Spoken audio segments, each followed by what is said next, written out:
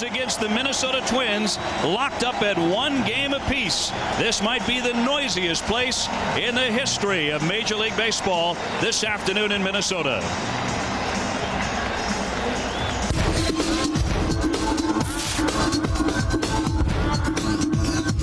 Now is the time. The Twins flex their muscles in Game 1, coming from behind to steal the opener in Oakland. Then on Thursday, Mark Mulder and the powerful A's came roaring back to even the series. Today, it's Zito versus Reed. Game 3 next.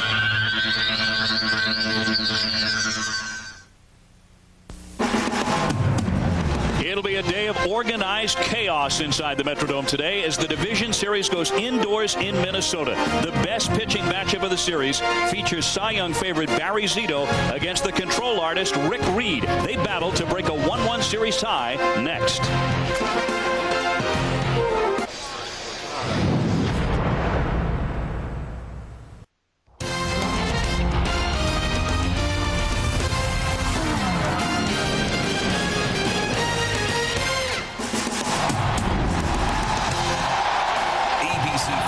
Major League Baseball Division Series. Brought to you by Verizon Wireless. We never stop working for you. It's Game 3 of the American League Division Series. The A's and the Twins locked up in 1 game apiece. But the first 2 were played in Oakland. Here in the Metrodome, they expect the largest crowd ever for today's game, and very possibly the noisiest. Oakland manager Art Howe has led the A's into the playoffs for the 3rd straight season. He believes the noise factor is a bit overrated, but he also says his outfielders must communicate well with hand signals because they will not be able to hear each other at all. His starting lineup features MVP candidate Miguel Tejada at short, surprising rookie Mark Ellis at second base. He's 4 for 8 in the series, and playoff good luck charm David Justice in left. We welcome you to the Metrodome, everybody. I'm Dave O'Brien, along with my partners today, 8-time batting champ Tony Gwynn and former Cy Young Award winner Rick Sutcliffe. He's our man for all series, as it turns out, here in October. Great to have you with us as the Twins host a playoff game for the first time since the World Series in 1991. They're expecting almost 60,000 to try and blow the roof off the place today. So let's start with you and about a kind of interesting pitching decision by Art Howe. He goes with Barry Zito, the 23-game winner here in Game 3. Why doesn't he start a guy who may win the Cy Young in games 1 and 2? Why did he back him up? Most managers feel like in a 5-game series, Dave, that Game 3 is the pivotal game. That's a game you want to win. You put your best guy out there. Barry Zito arguably was the best guy in the American League this year. The key to him is to control his emotion. He has to stay down in the zone. Rick Reed had the best control in the American League this year. The key to him, the first couple of innings, he's not as sharp as he gets later in the game. Tony Gwynn, what's the key to scoring runs today? I think offensively for both of these teams is to try to get the ball elevated because Zito and Reed are excellent at throwing strikes down in the zone. So I think the team that's the most patient today, the team that can get a ball up in the zone and then attack it, is going to be the team that has success today. Well, it's the A's who've had most of the success. They are 6-3 head-to-head against Minnesota, but they're facing Rick Reed today, 15-7 during the regular year, and Twins manager Ron Gardenhire has called Reed his best pitcher in the second half. He went 9-2 since the All-Star break. Defensively, the Twins among the best in baseball, but not in the first 2 games, Tony. They wound up making 4 errors in games 1 and 2. They have to clean it up this afternoon. Well, game 1 you can really kind of write off as nerves, but game 2, you know, they made some key errors that cost them runs, and so it's important for them today to come out, have Rick Reed throw strikes, and make the plays behind him. So the fans are ready to roar. It is Game 3 of the Division Series, and Rick Reed's first pitch is in there for a strike. And we are underway inside the Metrodome. This is going to be a whole lot of fun today with this crowd, as noisy and as electrifying as it is. And with the series tied at 1 game apiece. Durham takes up high for a ball. Ray Durham, the designated hitter, hitting .289 during the regular season. Jim Joyce, the veteran behind the plate, calling the balls and strikes. And of course, you go with the 2 extra umpires in playoff baseball down the left and right field lines. Stung into center field. Here comes Hunter, and he can't make the play, and it skips all the way by him and all the way to the fence. Durham with good speed, rounding second, heading for third. Jones picks it up. They're going to wave him in. He's trying for it inside the Parker, and he gets it. Ray Durham scores the first run of the day for the Oakland A's. He goes all the way around the bases. Hunter could not make the play on the sinking line drive, and it is 1-0 Oakland. Well, that's a way to quiet down 56,000 or so. That's for sure. You know, right away, the first hitter, Durham, lines a ball into center field, and Torrey Hunter, the Gold Glove center fielder, has to make that decision. Am I going to try to catch this ball, or am I going to let it drop and keep it in front? And he goes for the catch, and it gets by him, and Ray Durham, with his great speed, coming around third, going to go for the inside the park homer. Ron Washington waving him in. They're going to appeal at first to see if he missed. He did not. So we talked about the tremendous defense of the Twins and how it has helped them all season long, let them down in games 1 and 2. Let's get another look at first to see if Durham got it on his way around. He got it, but he just about missed it. I think we saw the emotions of this crowd come out on 3 separate guys. Rick Reed made a mistake, Tony. He got it up in the zone.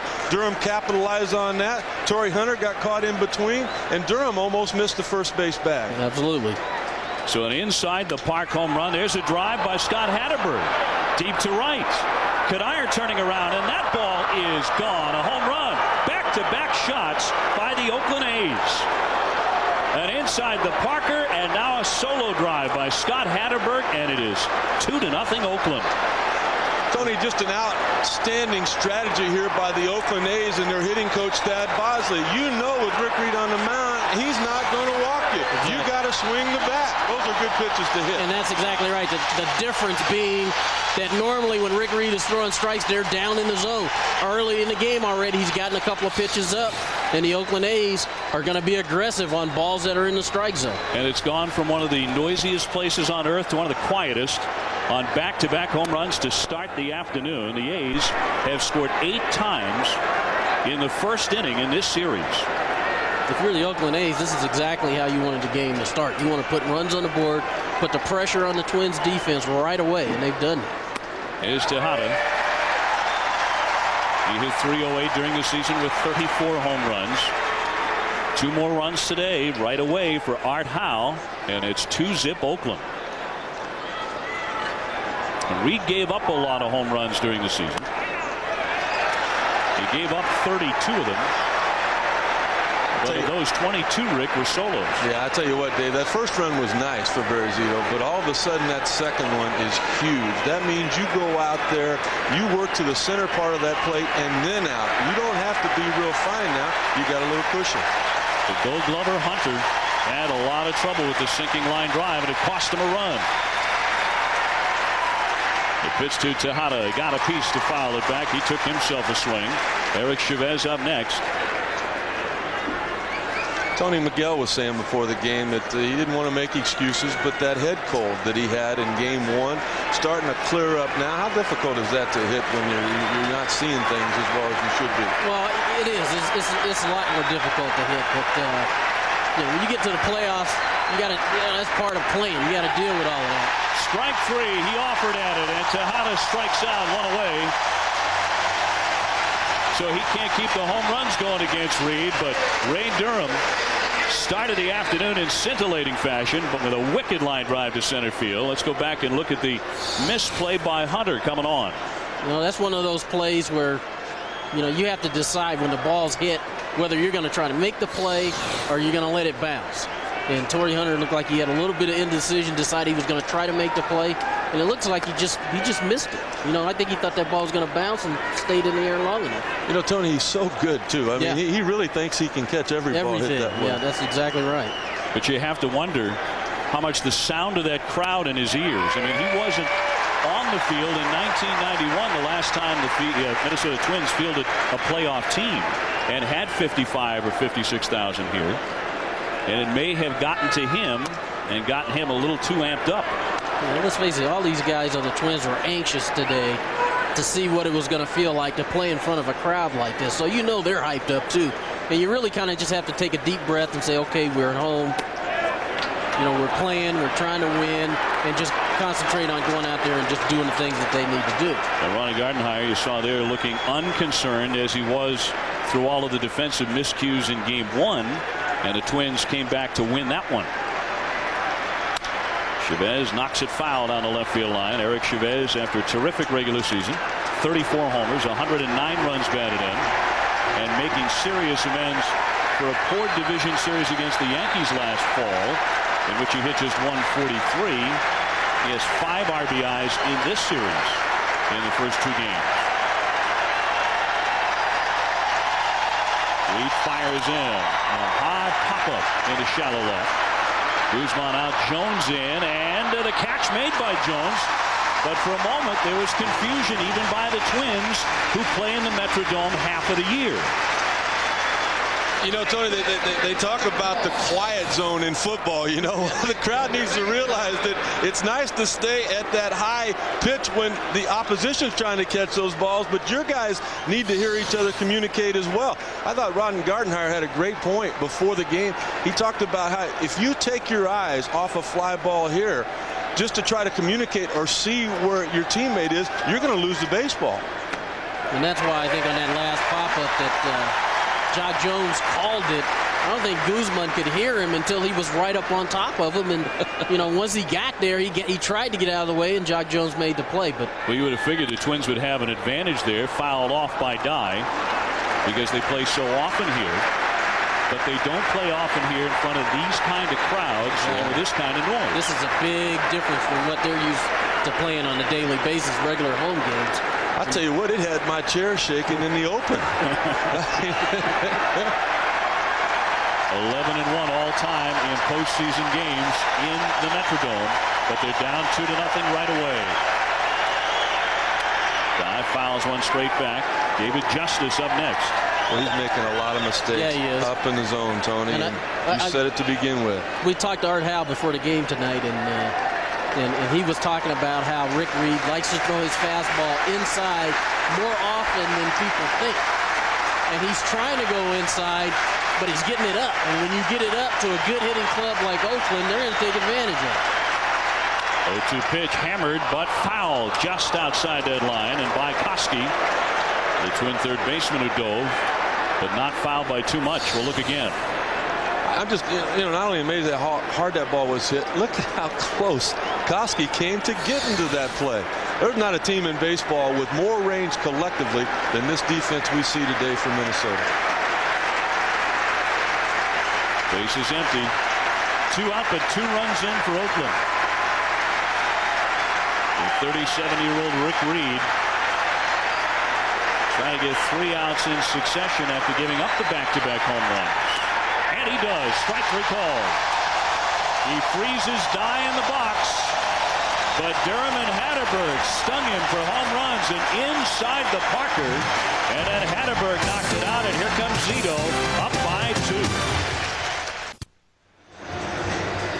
A fast start for the Oakland A's with a pair of home runs. They lead Minnesota 2-0. As we're off to the home half of the first inning, and the Minnesota Twins coming to bat for the first time against Barry Zito. Jock Jones will start it off. 27 home runs during the season. David Ortiz is the designated hitter. He hit 20 for the year and has had good success against Zito. Torrey Hunter, 29 home runs, and you know he's thinking about some retribution after the misplay on what was an inside the park home run all the way by Durham. The left-hander Zito, 23 wins, a .275 earned run average, the winningest pitcher in Oakland's super rotation in 2002.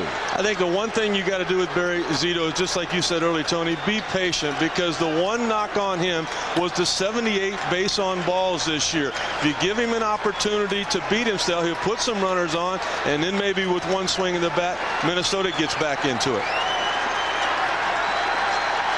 Hunter hoping for a chance with the bat right away against Zito, and the lefty's first pitch is popped up into that very tough roof. Hatterberg into foul territory. He could not find it, and that ball fell just foul. I mean, inches off the chalk line. My goodness, I don't think I have ever seen an infielder so badly misjudge a pop-up.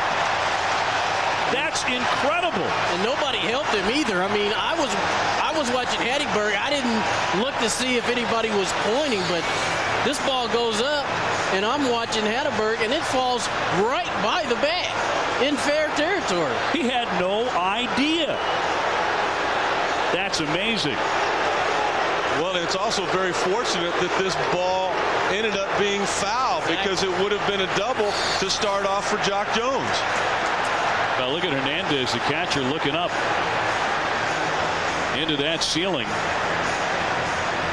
Now Ron Gardenhire is out and talking with first base umpire Mike Winters, a very quick conversation.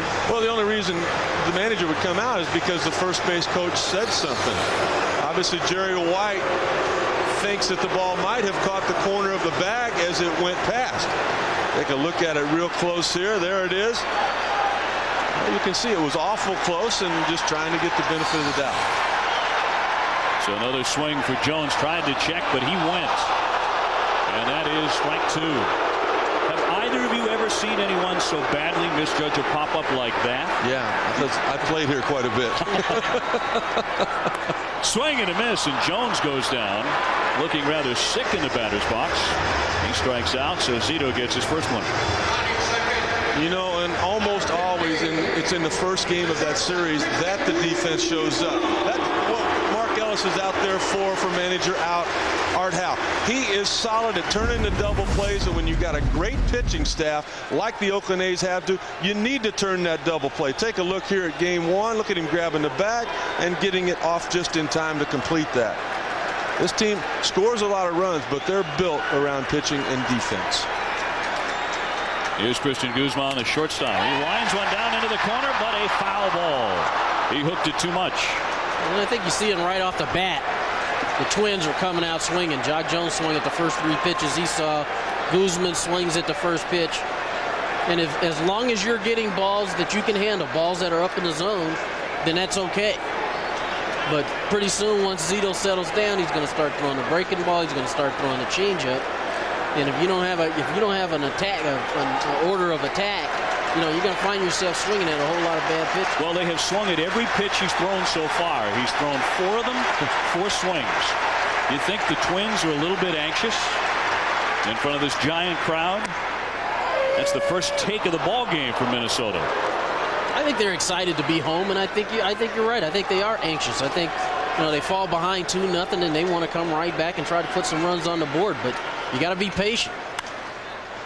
Good foul by Guzman, an all-star for the first time during the season. He hit .273 with 9 home runs, and he's a big part of their attack, especially when they get the man in front of them aboard, and that's Jock Jones, who just struck out. Corey Koski up next. Here's the 0-2 from Zito. Popped up again. Now we'll see if Hattiesburg has more luck with this one, but it's into the stands. He reached for it and could not come up with it. Into that camera well.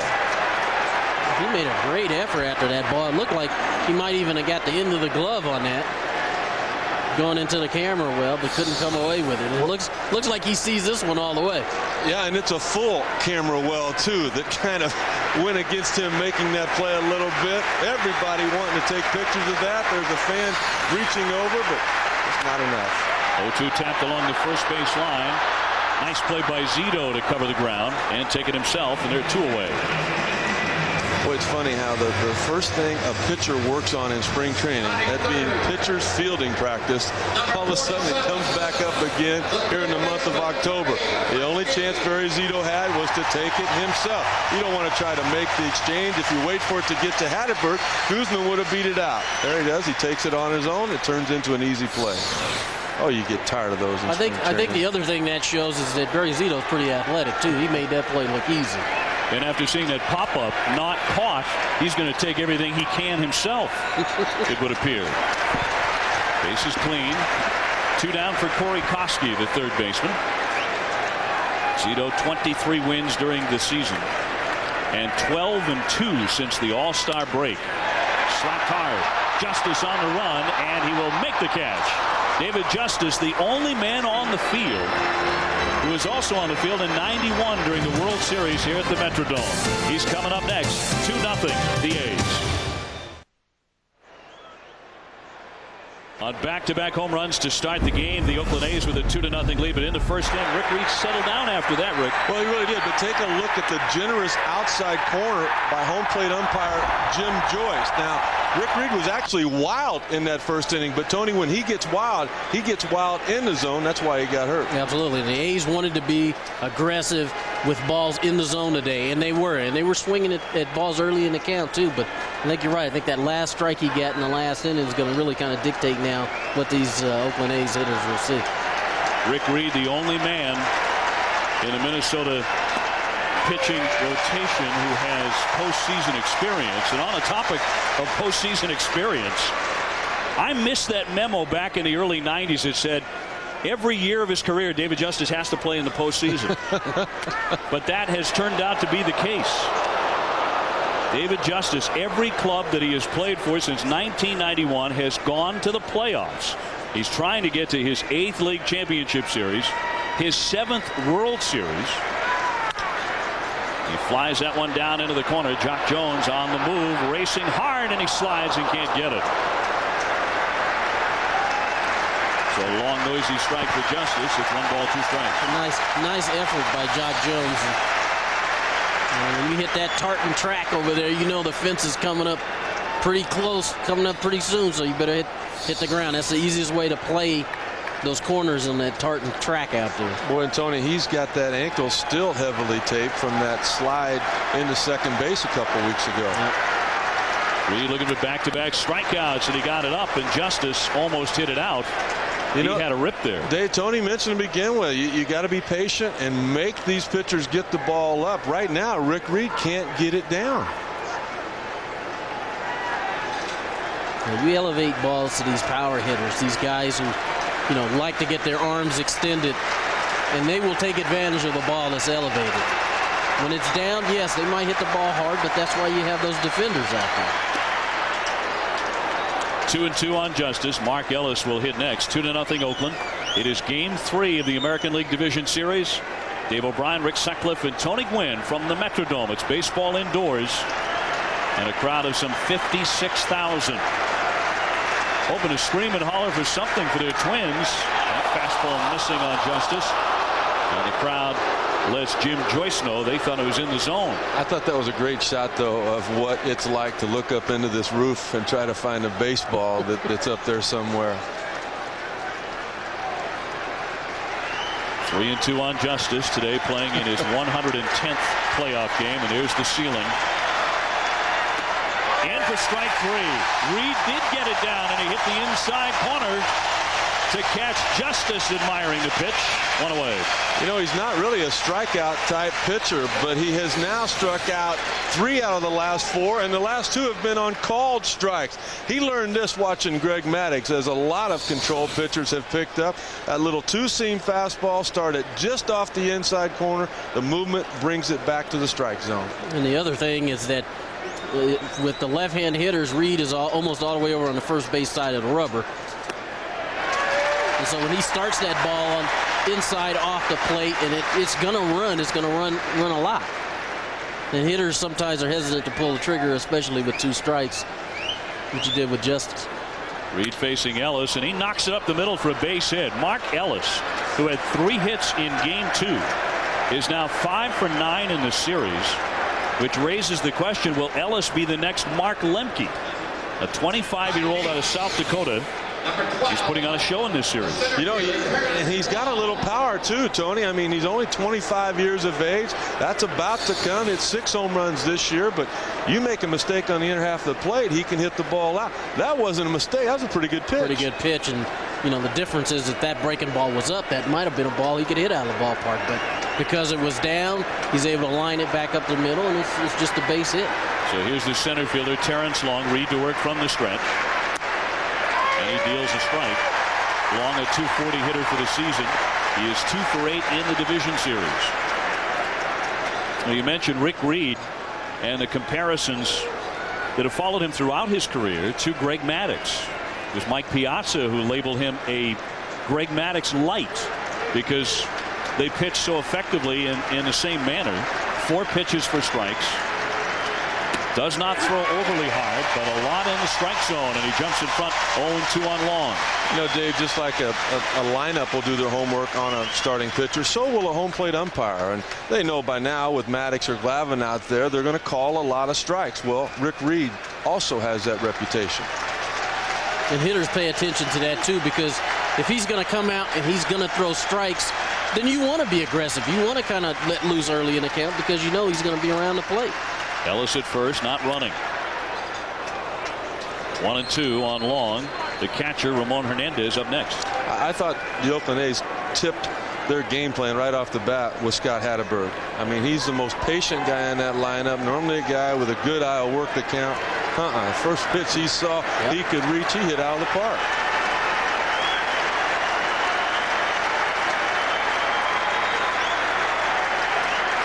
Reed says yes.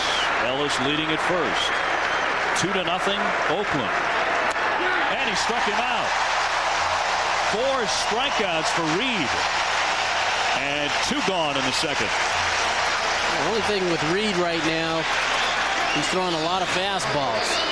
And this is a ball that's up in the zone again. You know, he threw the breaking ball to Ellis and he got the base hit. And that one kind of started in and ran back up, but it was up in the zone. I'm not real sure that's where he wanted that pitch to begin. He might have just got away with one. I think with him, I think sooner or later he's going to want to establish the breaking ball and the changeup. And, you know, he's coming after everybody pretty hard here the first go around. And so Hernandez being the last hitter, you know, in the lineup, when he comes back around again, you expect him to start mixing it up a little bit more. He hits it sharply. A big bounce. Koski in foul ground gets rid of it. He bounced it over there, and a beautiful play made by Minkiewicz as well. But Corey Koski picking a high and a funny bouncer, hauling it in and then across the diamond to get Hernandez and retire the side. So the Twins have sprung to life. They're down 2 in the Metrodome. 2-0 Oakland, but you know what? The Twins, a lot of their success was on defense. And how about this stop by Koski? A double stop. Yeah, that ball took a bad hop, and he still got his glove on it. And watch the arm. Use the AstroTurf to your advantage and barely use it. Minkiewicz with a great pick at first base. Tough hop, kept his foot on the bank. Koski, the former junior hockey goalie out of Winnipeg, Manitoba, Canada. You know, those guys, you don't have to catch it the first time. You knock it down, you clear the puck. Just 12 errors this season. Of course, Minkiewicz, one of the best defensive first basemen in the game. Here's the DH Ortiz. David Ortiz hitting .272 for the year with 20 home runs. Now against Zito, and this is a big reason that Gardenhire told us before the game, Ortiz was the DH today. He is 4 for 8 in his career. It's kind of interesting because against lefties, they've really eaten him up all year. Just a .203 hitter against southpaws. Sometimes there are guys you just happen to see the ball real good off of. And I know if I was hitting against Zito, I don't think I'd be that comfortable knowing he's got a great curveball and a changeup. But Ortiz seems to feel pretty good. Well, it's a curveball, Rick, that has been compared to Sandy Koufax in his prime. Not the fastball, but the big hook certainly is. Well, when you look at the numbers this year, 23-5, that sounds like Sandy Koufax as well. Lefties just didn't touch him very well for power this year. Fouled away by Ortiz. Overall, though, left-handed hitters .275 and righties just over .200 against Zito, who's 24 years old. And I think the big thing on that, Dave, is like Tony was talking about. He doesn't throw as many changeups to left-handed hitters as he does right-handed, and he's got a good one. He got the Twins in order in the first inning. The fastball pumped outside.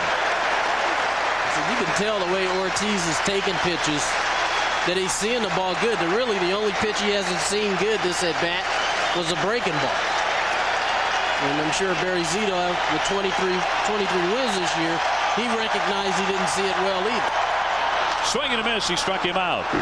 Ortiz will head back to the dugout. Second strikeout for Zito. And they have yet to reach base against the left-hander. watch him just kind of slow things down a little bit. He missed up in the zone on a couple of the fastballs. He said, I'm not going to do it anymore. He slowed his delivery down. He let his arm catch up with him. The ball was down in the zone, even though it was just off the outside corner. It was awful close to take. So it sends up Torrey Hunter going after the very first pitch. A pop-up, Hatterberg, and there's a collision. It pops loose. Ellis banged right into him. That's a fair ball, and Hunter is safe at first. Remember, they cannot hear each other.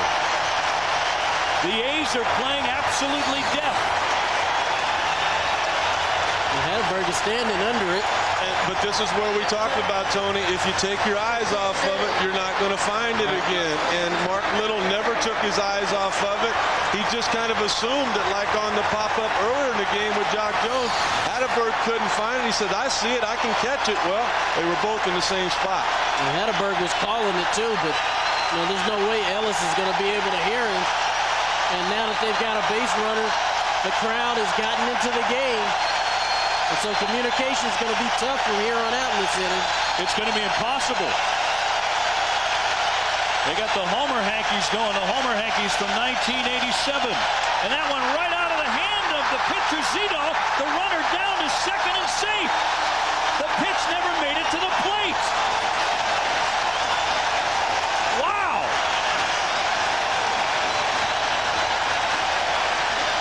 We are seeing, it brings a smile to Art Howe.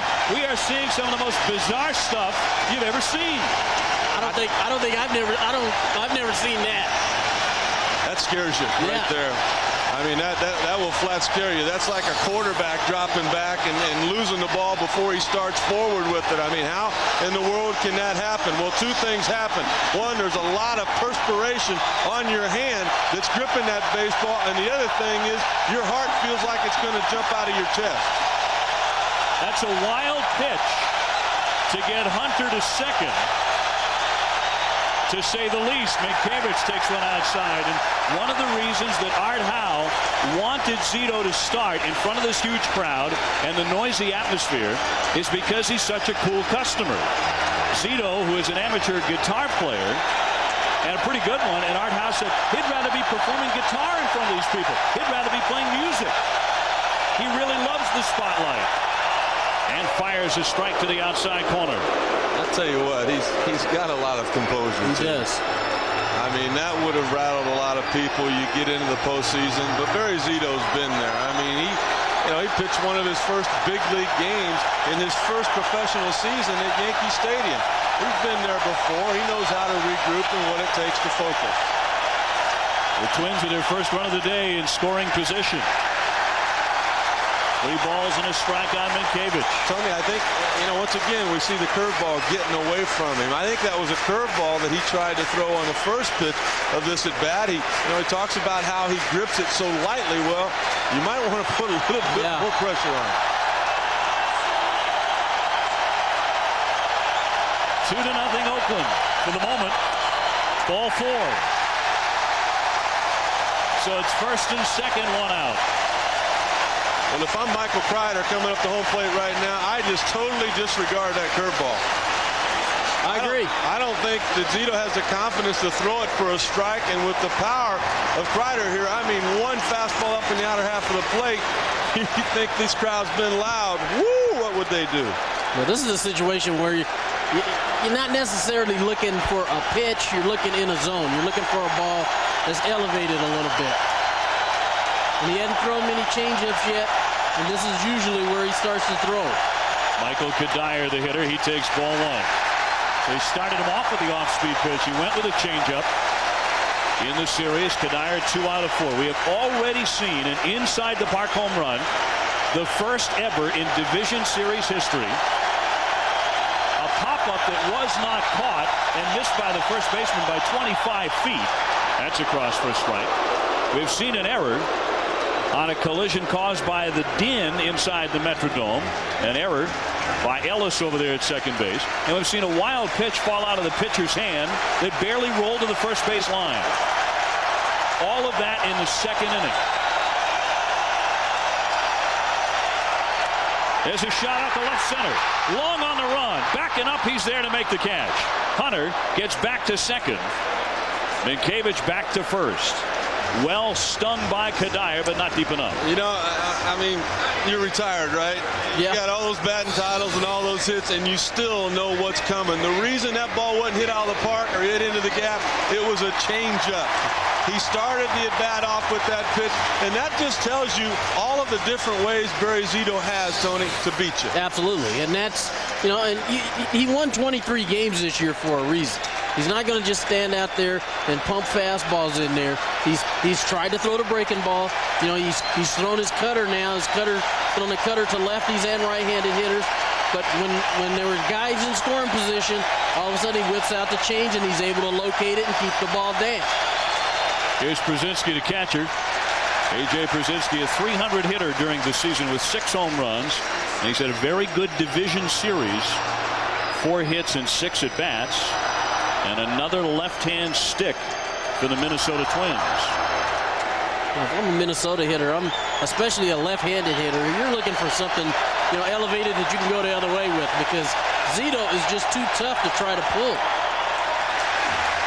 Well, Zito, coming into today, his last 5 road starts was virtually untouchable.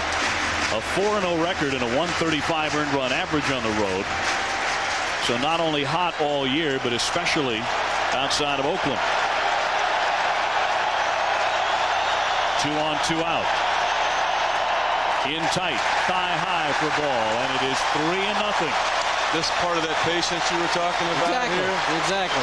Brzezinski hit right at 300 on the season. He hit well over 300 with runners in scoring position. He hit 364 with the bases loaded, so he knows how to relax here, doesn't he? Yeah. And he's in no hurry. He's ahead of the count and will be ahead of the count from here on out. They're up and screaming again in the Metrodome, and that's ball 4. So of the last 12 pitches that Barry Zito has thrown, 9 of them have missed the strike zone. And that goes back to that wild pitch that he lost the handle on. And the bases are loaded. And Rick Peterson, the pitching coach, is coming out. Well, Dave, it goes back to what we talked to begin with. The only real way you're going to beat Barry Zito is to let him help you. And that comes via that base on balls. 5th this year in the American League with 78 of those. And right now he's given the Twins an opportunity to put something on the board and keep this crowd on their feet. Well, our 4th man in the building today is Jeremy Shepp. Jeremy down by the field and trying to hear like the rest of us. Jeremy? It's gotten as loud as 104 on the decibel meter. Right now it's at 97. It was about 104 though on that error earlier in the inning. If you ever want to try it, just stand on the tarmac with a 747 taking off. And that decibel level is what it is inside the Metrodome right now. Here's Rivas, a swing and a miss, and a beautiful changeup as Zito had him off stride. And a little different approach here too as well. Not the patience shown by Brzezinski. Look at that normal breathing. 10. Nobody breathing normally on that field right now, including Barry Zito. Zito, as Rick mentioned, has had success in the postseason. This is his 3rd playoff start. He is 1-1 with an ERA of 1.32. Both of those against the Yankees. But now facing the Twins, and the bases are loaded. A piece for Rivas, and a count 1-2. And they have loaded up the bases without the benefit of a hit. 2 walks and an error. I think that just shows you what's happened all year long with this Minnesota Twin team. There's not a guy with 100 RBIs. Nobody scored 100. Nobody hit 30 home runs. It's a concerted team effort. They like to put pressure on the defense with their speed. The base is jammed, and the 1-2 pitch. Fouled back again. Rivas during the season hit .256. Not a threat to go deep very often, just 4 of them. He is 2 for 5 in the series. Well, really, and since game 1, when they scored 7 runs, offensively, they haven't really had anything going. They haven't been able to had the ability for somebody to step up there and get a big hit for him. And so they got the bases loaded without the benefit of a hit. 1-2 pitch sails away. It's extraordinary how scoring runs becomes such an issue for good offensive teams in October, isn't it? You know, I couldn't help but think, Tony, walking around seeing Paul Molitor here and Kirby Puckett, you know, early in their careers, they became established by getting hits during the month of October. Absolutely. Rivas swings and misses for strike 3. Zito leaves him jammed. He makes the big pitch on Luis Rivas. 2 strikeouts in the inning, and he preserves the shutout. Division Series Game 3, 2-0 Oakland. And coming up tonight at 8 o'clock Eastern Time, right here on ABC Family, it is Game 3 of the Yankees and the Angels. They are tied at 1-1. Derek Jeter and the Yankees headed west to Anaheim for the 3rd game of that series. Again, coming up tonight at 8 o'clock Eastern here on ABC Family. Rick Reed back to work. Reed was traded in the middle of a multi-year contract with the Mets last year, and he had the right to demand a trade from Minnesota to a number of other places. He could have left, but he stayed, and here he is in the playoffs. Although he is down 2-0, he seems to have recovered from that first inning when this man, Ray Durham, cracked the first inside the park home run in Division Series history. Just underneath the glove of Torrey Hunter, the Gold Glove center fielder, who tried to make a shoestring catch on it. Durham almost got hit. I'll tell you what, there is an undercurrent in this series. We might see a few hit batsmen. I'll tell you what, Tony, he just finds a way to touch home plate, doesn't he? And I don't mean jumping out of a pitch that's thrown at him. He makes things happen for an offense.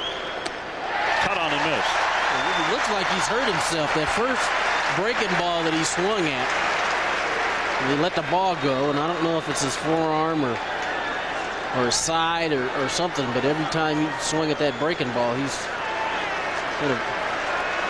kind of cringed in pain a little bit. Reads 1-2, a chopper. Rivas there to cover it. 1 down. Now the Oakland A's took a little bit of umbrage at the Minnesota Twins and how loud they were from their bench in the dugouts in the first couple of games. That might lead to something the rest of the way. Scott Hatterberg knocking one out of the park in the first inning as the A's went back to back, and Hatterberg will bat now with the bases empty and 1 away. And he got all of that one off for Rick Reed. He may have been shaken, but then he got the next 3 in succession. Oh, you look at him now, though, Tony. He's starting to pitch. Yeah, he is. A couple of breaking balls to Durham. Starts this at bat off with a curveball. And I think he's going to have to do that. I think in order to through this lineup, you can't just get away spotting the fastball. You've got to mix in your breaking ball, mix in the changeup. The 2-0 missed the corner. We talked about the fact that Reed has pitched in big games before. He beat the Yankees in Game 4 of the 2000 World Series, and he comes in as the hottest Twins pitcher. Outside, and he walked him. So Hatterberg is aboard for the second time. First walk issued by Reed. It comes with 1 down. This guy averages 1 walk every 9 innings, and all of a sudden, because of 1 swing of the bat, he pitched Scott Hatterberg like he was Babe Ruth. I mean, there's some thunder coming up after him. That's a guy that you need to challenge, and by design, I think that's what Rick Reed wanted to do. But he couldn't get the curveball over on the first 2, missed with the change, and then missed badly with that last fastball. So now he has to face Tejada, who is 2 out of 10 in the series. He struck out in the first inning. The A's have not hit into a double play in the series. That's over but low for ball 1. Well, the difference this time around for Reed is when he's missing, he's been down in the zone instead of up in the zone. So, you're going through the heart of Oakland's lineup. These are guys that like to get their arms extended, like the ball to be elevated a little bit. So he's really going to have to concentrate on keeping the ball down. Tejada with 34 home runs in his MVP candidacy. takes a strike, and in a season of big hits, his most dramatic hit came against the Twins. On September 1st, it was the bottom of the 9th inning, facing Eddie Guardado. He belted a game-winning 3-run homer to extend the A's winning streak to 18 in a row. He also smashed a 2-run homer in that same game, and the very next day had a game-winning single in the 9th inning. Downstairs again. And that's just a few. I mean, Tejada's had some huge hits for the Oakland A's, and I think it's a big reason why they're where they're at. And a lot of times he doesn't get as much credit as he should, I think, just because of the big three pitchers that they have on their team. But there's no question he's had an MVP type season. Reed's 2-1 pitch. You let it go just outside. And, of course, you have that holy trinity of shortstops anyway, A-Rod and Nomar and Derek Jeter. For a long time, Tejada was never mentioned in the same breath with them, but those days are over. He may be the MVP. He sure may. He needs a new nickname, though. Miggy might not do it for most valuable player. That might have to go. The 3-1 pitch. Blew foul. Let's go back to September 1st against the Minnesota Twins. Trying for 18 straight wins, and Tejada was the savior on that day. A 3-run homer. He called it the most electric moment of his career. He said it topped even his first major league hit. Tony, how strong do you have to be fooled on that off-speed pitch and still muscle it out to left center? Some kind of strong. Atterberg at first. 1 down. That's off the line foul, and so it fills up on Tejada. That's exactly the same pitch that he was able to get Tejada out in the first inning. Well, that time Tejada was striking out on that pitch. Look at another adjustment. That's how you become an MVP, whether you win the award or you're just a candidate every year. Tony, you know better than anybody. He adjusted. He got a piece of that difficult pitch. He got him the first time. And that time he started it kind of on the inner third and tried to run it in on his hands. The payoff pitch. There's a drive out to left field. Jones backing up. He's to the track, turning to make the catch. Tejada just missed one, and Atterberg shoots back to first. 2 down. Well, he adjusted on the last one, just to get a piece of it. How about this adjustment? That's the same location on the ball he struck out in the first inning. He almost struck it out again there to left field. And that's what good hitters do. When they see a ball and they see it enough, good hitters have the ability to make the adjustment on the fly. And in this at bat, I think we saw that. We saw him take the pitch he struck out on the first time up, foul it one down the line, and then hit that line drive to left field. Tony, what is it on that fastball? What adjustment did he make there? His hands? Well, the biggest thing is his hands. He's just you can't get to that ball unless you get your body in a good position. And that's what he did. The first time up, he kind of gave up on that ball, and this time he worked and got his body in position, took his hands back, set his foot down, and just worked with his hands. Just in the back of his mind, he was thinking about that pitch again? Exactly, because he knew that's what he got him out with the last time, and this time, he tried to rush him in there, and he was able to get his barrel to the ball. Tejada is 0 for 2. Eric Chavez 0 for 1 with a fly to left. That was the biggest thing about pitching, too. I remember Don Dries telling me, if you see a guy that hits 300, he makes adjustments, as Tejada did there. If he hits 270, no, he hits mistakes. That's where his numbers come from. Reed now at 53 pitches, and it is only the 3rd inning. Working a long time for his outs, and there's another one that missed.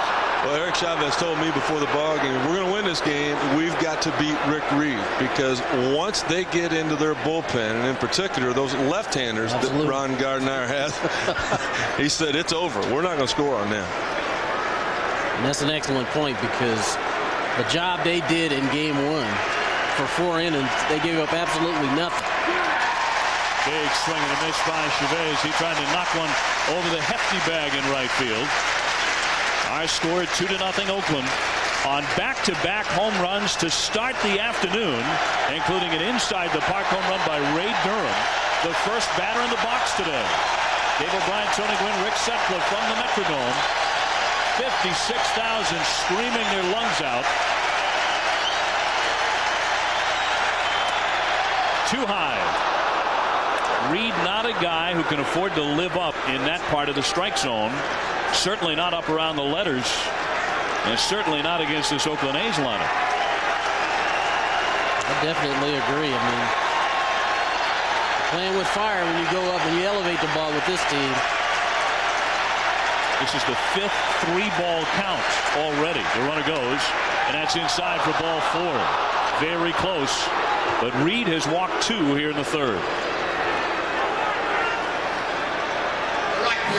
You know, and they just keep coming at you. He did exactly what he wanted here. He just didn't get enough movement to that fastball to come back to the zone. And Tony, you know, I honestly think the reason he didn't move as much is because he threw it too hard. Maybe so. He's a guy that can throw from 90 miles an hour to 82 miles an hour with the same pitch, and by design with Rick Reed. That ball, if it would have been 2 miles an hour less, would have had a little bit more movement and possibly caught that corner. As you see there, he is already over his walk average. Exactly. First and second, the inning continues for Jermaine Dye. That's strike 1. Dye 3 for 10 in the series, and a rare right-hand bat. As the Oakland A's have a 2-0 lead on a total of 3 hits. What a way to start for Oakland, with Durham knocking one just underneath the outstretched glove of the charging Torrey Hunter in center field, and went all the way to the fence for an inside the Parker. I really like what Art Howe's done with his lineup here, Tony. How he you know, you got the switch hitter at the top, and then you go left, right. And even now, I mean, I'm not pitching anymore, but throwing batting practice, that's difficult, you know, to make those adjustments. Yep. Seeing a guy on the opposite side. I think that's the reason for the walk total already up for Rick Reed. Because Rick Reed usually doesn't walk hardly anybody. I mean, he's a guy known for throwing strikes, coming right at you, not really trying to waste pitches. And already his pitch count is up. The A's have made him really work to get outs. Foul off, still 0-2 on Dye. And it was in the division series last year, not in game 3, but in game 4, when Dye suffered that season-ending injury, breaking his shin bone on a foul ball in that game against the Yankees. You remember how painful that looked? He was slow returning to the lineup, but since the All-Star break, he's hit 18 home runs.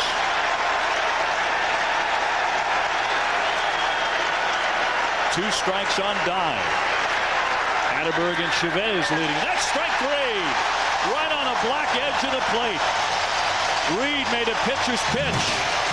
And the A's strand 2. Oakland still leading it 2-0. Well, you got to have your earplugs. You got to have your homer hanky.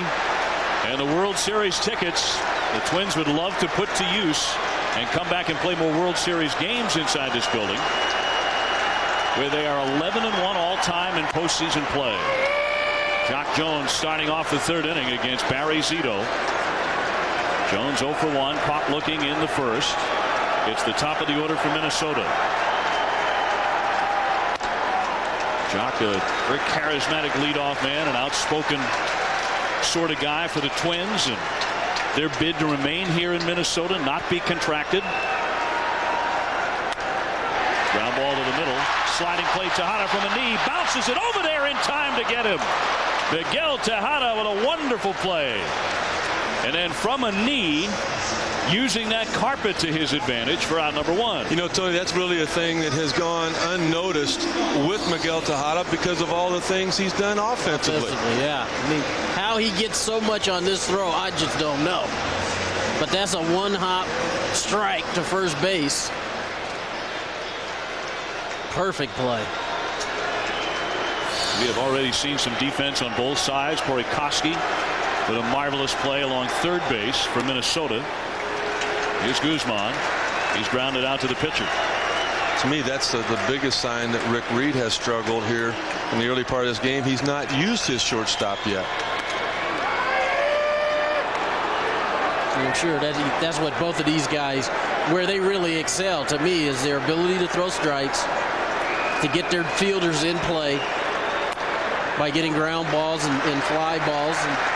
And when you throw strikes all the time, that's usually what's going to happen. But when you're not throwing strikes and you're walking guys, or guys are seeing a lot of pitches off of you, eventually there's going to be some balls hit hard. I don't think Zito has to worry about walking Christian Guzman, though. A switch hitter from the Dominican baseball fields of Santo Domingo.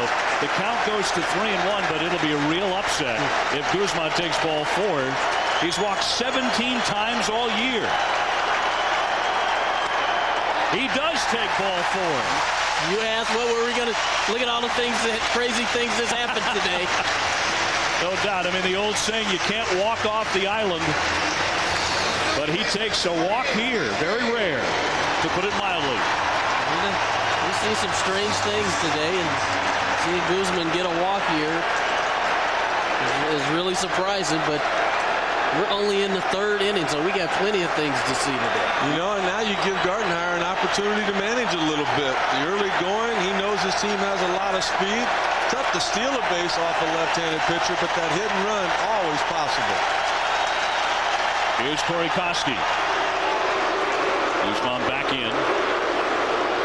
Now, how do you rate Rick Sutcliffe Zito's move to first base? You know, at 23 and 5 and all of the guys he got out, there weren't many there unless, like this one, the guy he walked.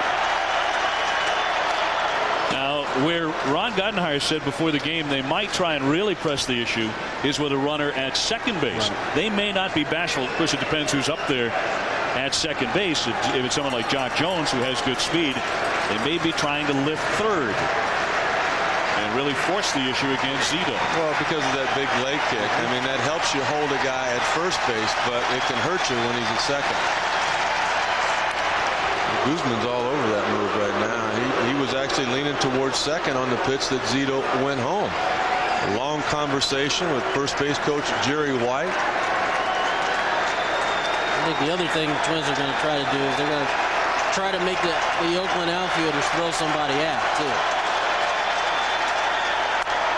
Foul back. Big hole on the right side of the diamond with the lefty hitter up there, and they're holding the runner Guzman at first. I'll tell you the one thing I've noticed about Minnesota the last couple of years, Tony, has been like pitches thrown in the dirt. Right. That only get away maybe a foot or two. They advance to that next base as good as any team I've ever seen. But when you don't have a lot of pop like they don't, you have to make up. You have to be able to generate runs somehow, and that's how they do it. Koski laid off. The California Angels and the Minnesota Twins, I thought, this year were the 2 best teams in the American League as far as forcing the defense's hand, trying to make something happen. Zito's season high in walks, by the way, is 4. He's already walked 3 men today. Inside of the elbow of Corey Koski. And it is 2-2. That's hurting him right now. Trying to figure out what do I need to do to get command of that curveball again. I can't remember the last one that he threw for a strike. At least he's throwing them now. They're not popping out of his hand. He's had one of those today. Which one is a wild pitch? Now, a lot has been made of the fact that the Twins scuffle against left-handers. 252 their team average against southpaws. It's 30 points better against righties. And overall just 23 and 29 against lefty starters. Guzman really keeping him busy over there, and his lead is about 3 feet at first base.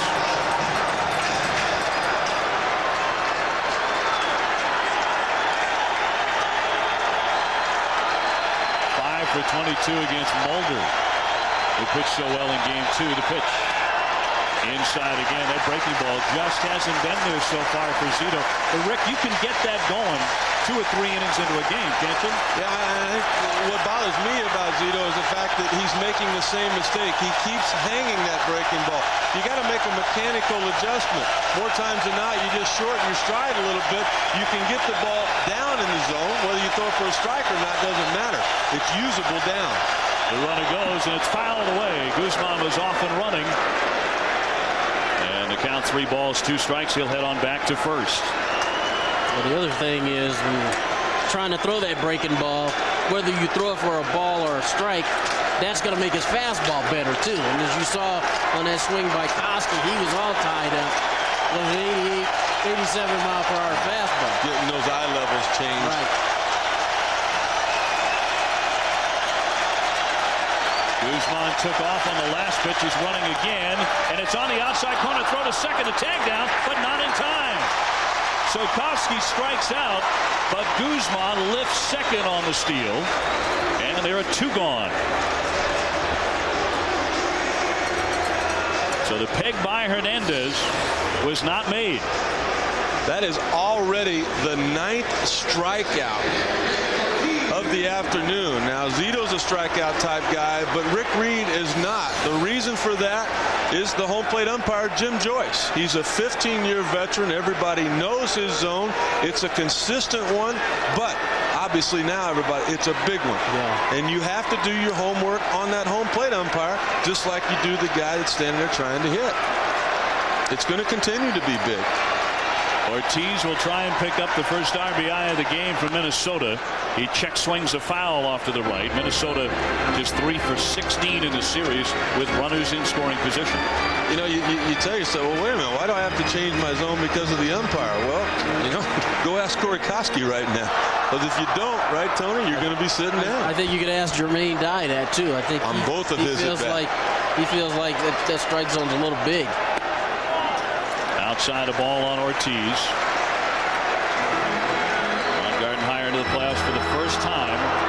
Watching his team really have difficulty with men in scoring position. Hitless today in these spots.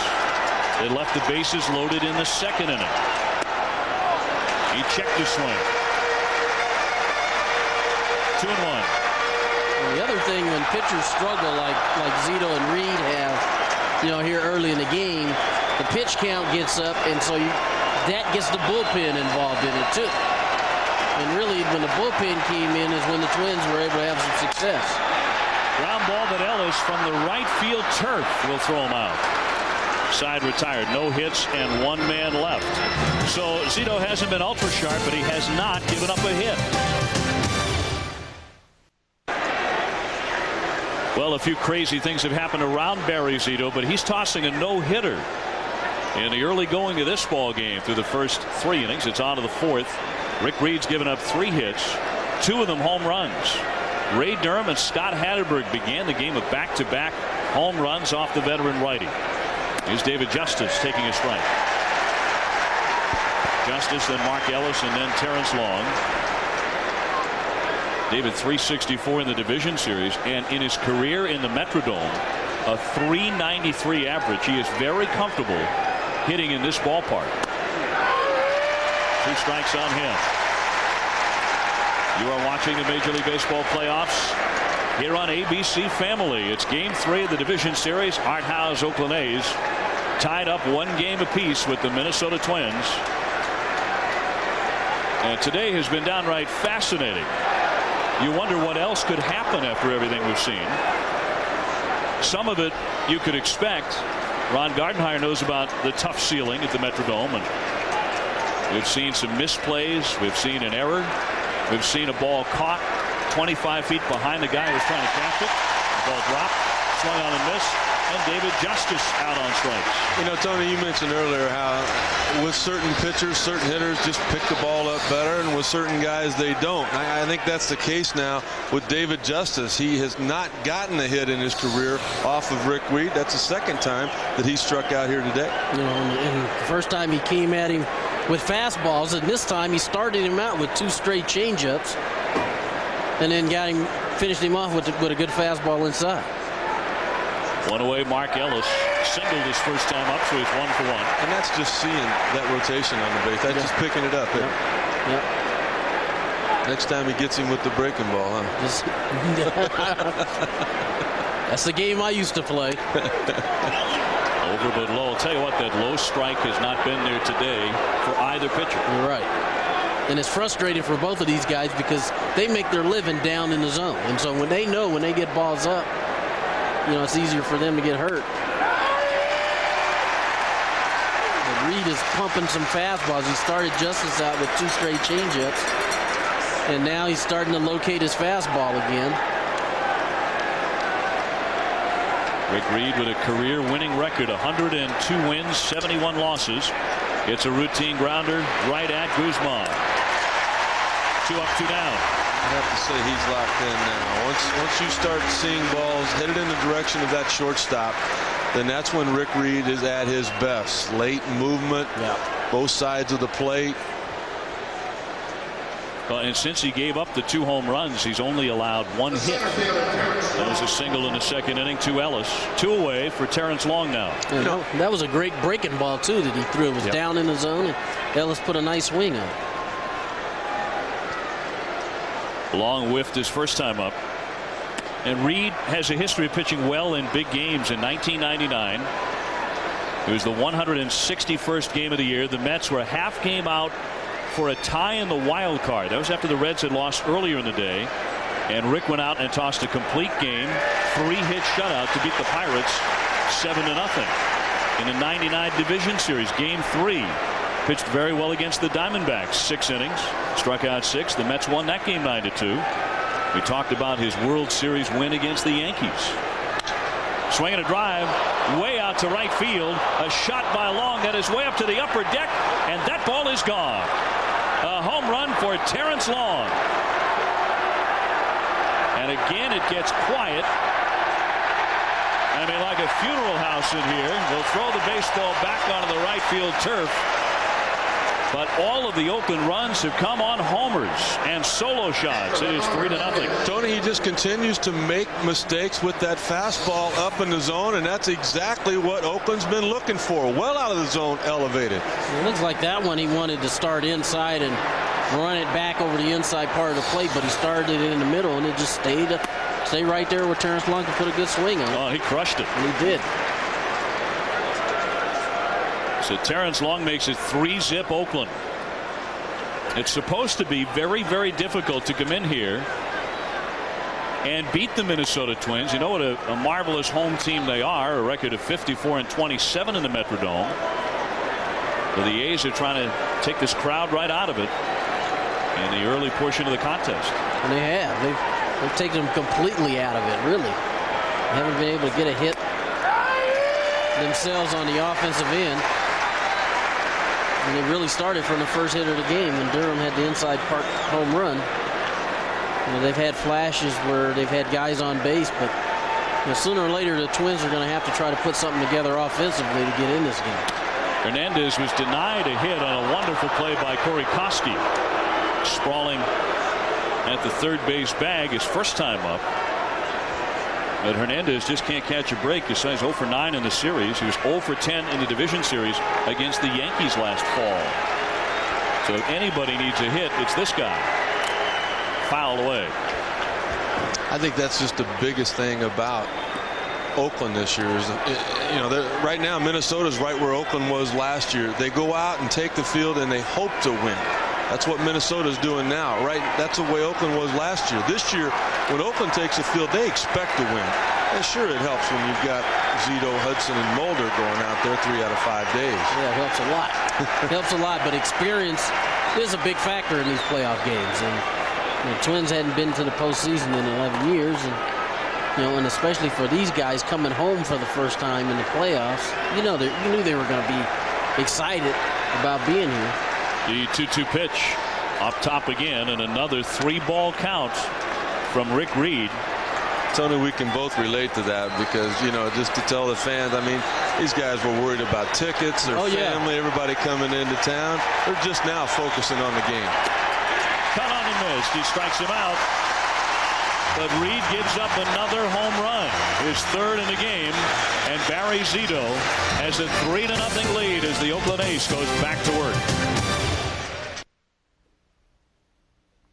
Welcome to our baseball studios. Carl Ravitch and Jeff Brantley. I just got off the phone with the GM of the Cardinals, Walt Jocketty, who was breathing a bit of a sigh of relief after that incident last night with Scott Rowland and Alex Cintron. The news is no tear. He is going to be lost for 10 to 14 days with a sprain, so he may be back for the World Series if they get there. Well, Scott Rowland is no Annie Oakley. I think he's going to be back. I think he's going to be back quick. But if he's not, Cairo can go to third base. Pujols can play left field from the defensive side. If they want offense, Pujols stays at third. They put Marrero in left. LaRusso will do this thing the right way. They'll do all right. National League has the day off. Cardinals back at home for Game 3, trying to cinch it. We're, of course, dealing with 2 games on the ABC Family Network. The Yanks and Angels can be seen at 8 Eastern, Dave. Ravi, JB, thank you very much. It is on to the home half of the 4th inning in Minnesota. Barry Zito has not coughed up a hit yet, although he has not been his dominating self. The Twins threatened in the 2nd inning. They loaded the bases without a hit, but could not get a hit. Hunter 1 out of 8 in the series. He reached on an error by Mark Ellis, the second baseman of the A's, who collided with Scott Hatterberg because they could not hear themselves and were not communicating well enough apparently with the hand signals they had worked out before the game, which is how you have to play it in the noisiest place on earth, the Metrodome, and the ball popped out of his glove. Minnesota trying to get something going against the 23-game winner, and Hunter knocks a foul. Yeah, he's starting to get that curveball going. This is a pretty good guy to do that with. Tony, when I looked at the Minnesota lineup before the game, just trying to think how Barry Zito might think, Torrey Hunter's the one guy I don't want coming up with runners in scoring position. He drove in 94 during the season. He backs away from that one.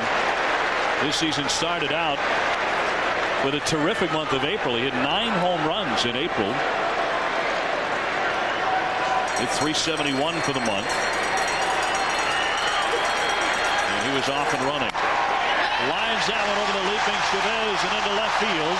Hunter runs very well. He's heading for second, trying for 2. The throw won't get him.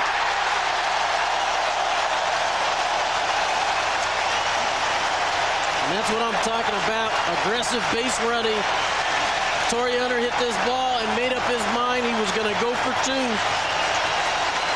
Justice made a nice play on it, a nice throw. But the speed of Torrey Hunter beats the throw to second.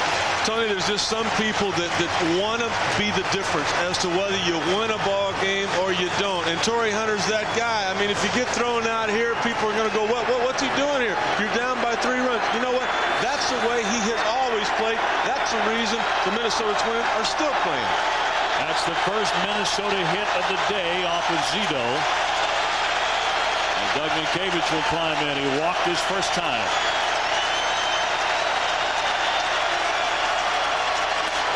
That's strike 1, just along the outside corner.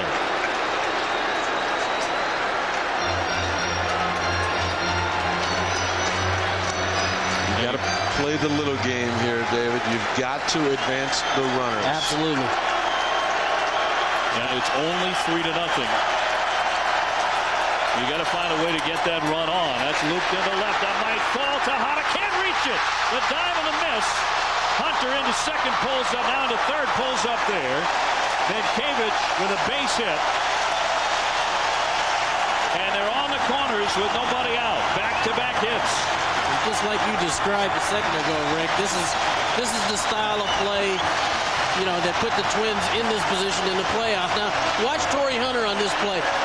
He initially didn't think that Tejada could get to it, but knowing they were down 3 runs, he had to respect the fact that maybe he's going to make this play. Hunter's running, and he realizes, hey, he might make this play. You know, his first instinct really was the right one, but because he's down 3 runs, he couldn't take the chance of getting doubled off. I think he got surprised once again, as we did earlier, the range of Tejada. Here's Kadire. He got jammed and he fought it off foul. Oakland will remain at double play depth. And if they can turn a double play, they'll trade in a run. That last pitch right there is the one that Ron Gardenhire was talking about before the game. Why he went with a left-handed designated hitter and David Ortiz.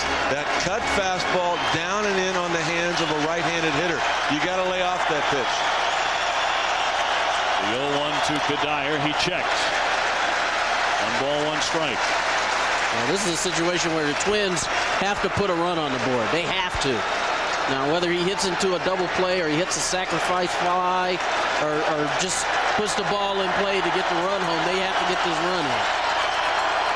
Nobody sitting down inside the Metrodome. 2-1. And for Barry Zito, 3 runs has to seem like a bounty. You may recall Game 3 last year against the Yankees. He lost 1-0, although he tossed a 2-hitter over 8 innings. That was the Derek Jeter, Jeremy Giambi play in that ball game. Swing and a miss. Kadire couldn't catch up. 2-2. Well, he's trying to catch up in the count because he was a little over aggressive on that first pitch. Would have been ball 1. Put himself in a hole, and you know, now just like he's choking up on the bat, you got to like what you see here. He's just going to try to play pepper with somebody, hopefully for him, the right fielder. Zito comes in and he struck him out swinging. Foul tipped into the mid of Hernandez. And Zito blows away Kadire. And now a double play can get him out of the inning. You know, pitching is just like fishing, Tony. You know, you catch a fish in a certain spot with a certain lure. What are you going to do? You're going to load that same lure up, throw it in the same exact spot. Exactly. And that's what he did in that at-bat to get the strikeout. And it was really all set up on the very first pitch, the cutter. He threw the cutter, he swung at it. It's like you said, he bit on the cutter. That's that patience. If he had it, he would have had to count in his favor. He didn't. And that's the hardest thing about hitting in the postseason is you're all hyped up. You want to do well. You want to do something good for the home fans. But you kind of have to wait till you get something to hit. Well, he started him off with a curveball in there for a strike. You know, it's one thing to be hyped up in a playoff game, but how about this atmosphere? Exactly. This is not an everyday playoff atmosphere. 56,000 fans. They've been standing most of the game, screaming at the top of their lungs. And it's really the Twins hitters we're talking about. Hadn't been Oakland. Oakland's been pretty aggressive. Cavage back in. Hunter over there at third base. 3-0 Oakland. All of those runs on homers. He better be careful with that big leg kick and pick off the first base, because with Torrey Hunter's speed at third, he tries that again. Torrey might be able to get home before Hattenberg can get the ball there. A.J. Brzezinski, the catcher, walked his first time up. Remember, he was a 300 hitter during the regular season. He pops that one up. Out goes Tejada. Long coming in. Is it going to fall? It does! Off his glove. Here comes Hunter. He comes in to score.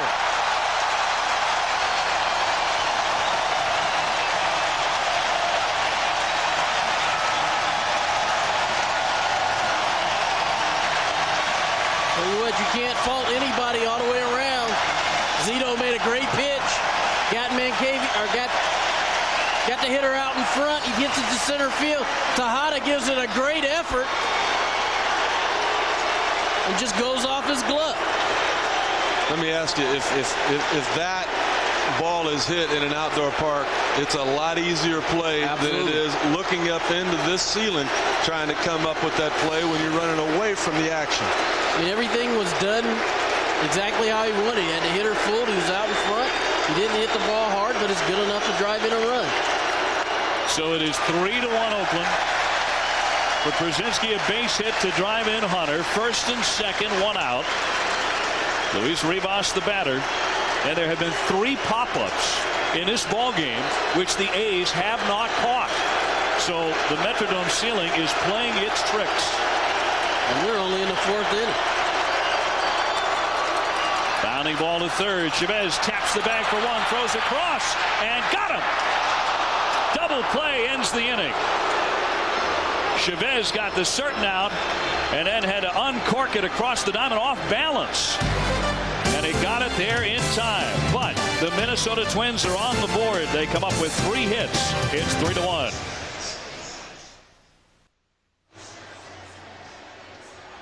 Oakland coming to bat here in the top half of inning number 5. It is game 3 of the division series. 3-1 Oakland.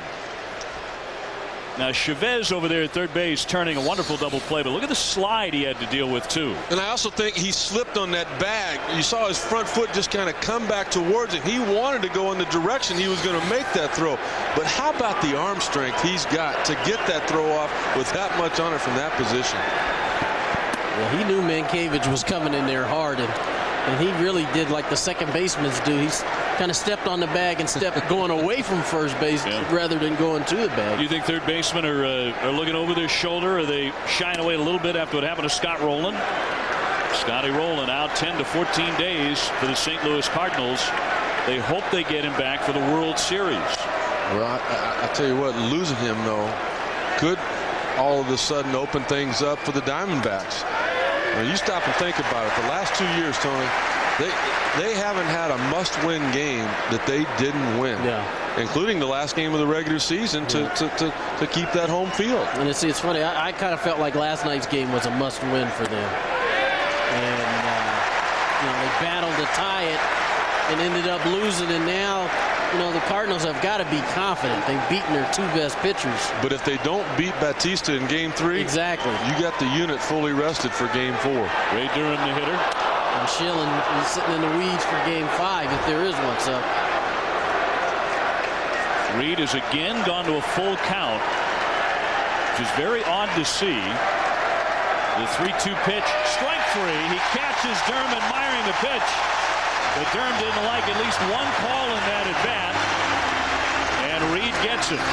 You know, I'm sure Art Howe's going to have some things to say. That's that sinking fastball coming back to a generous corner. I think Jim Joyce was even more generous because that's the first pitch down, Tony, that he has called for strike three. Yeah. Art Howe has come out a couple of times arguing with the home plate umpire in between innings. I'm sure it has something to do with those pitches. Well, it's, you know, his wildness too has something to do with Joyce calling it too. I mean, he tried to go for that same pitch the pitch before, and really didn't miss by that much, and he comes back with it and he gets the call. And so his inconsistency in the strike zone. Yeah, it doesn't seem it's a strike zone that benefits either the pitcher or the hitter. Exactly. Because both sides are guessing right now. There's Scott Hatteberg, a solo home run in the first inning, and then Reed wanted no part of him in the third inning, and he walked him. It's been a strange sort of an outing so far for Reed. He has allowed 3 home runs, and yet he's piled up 7 strikeouts. But like Tony said, with Minnesota scoring a run, all of a sudden they feel like they're back in the game. The crowd is back into it.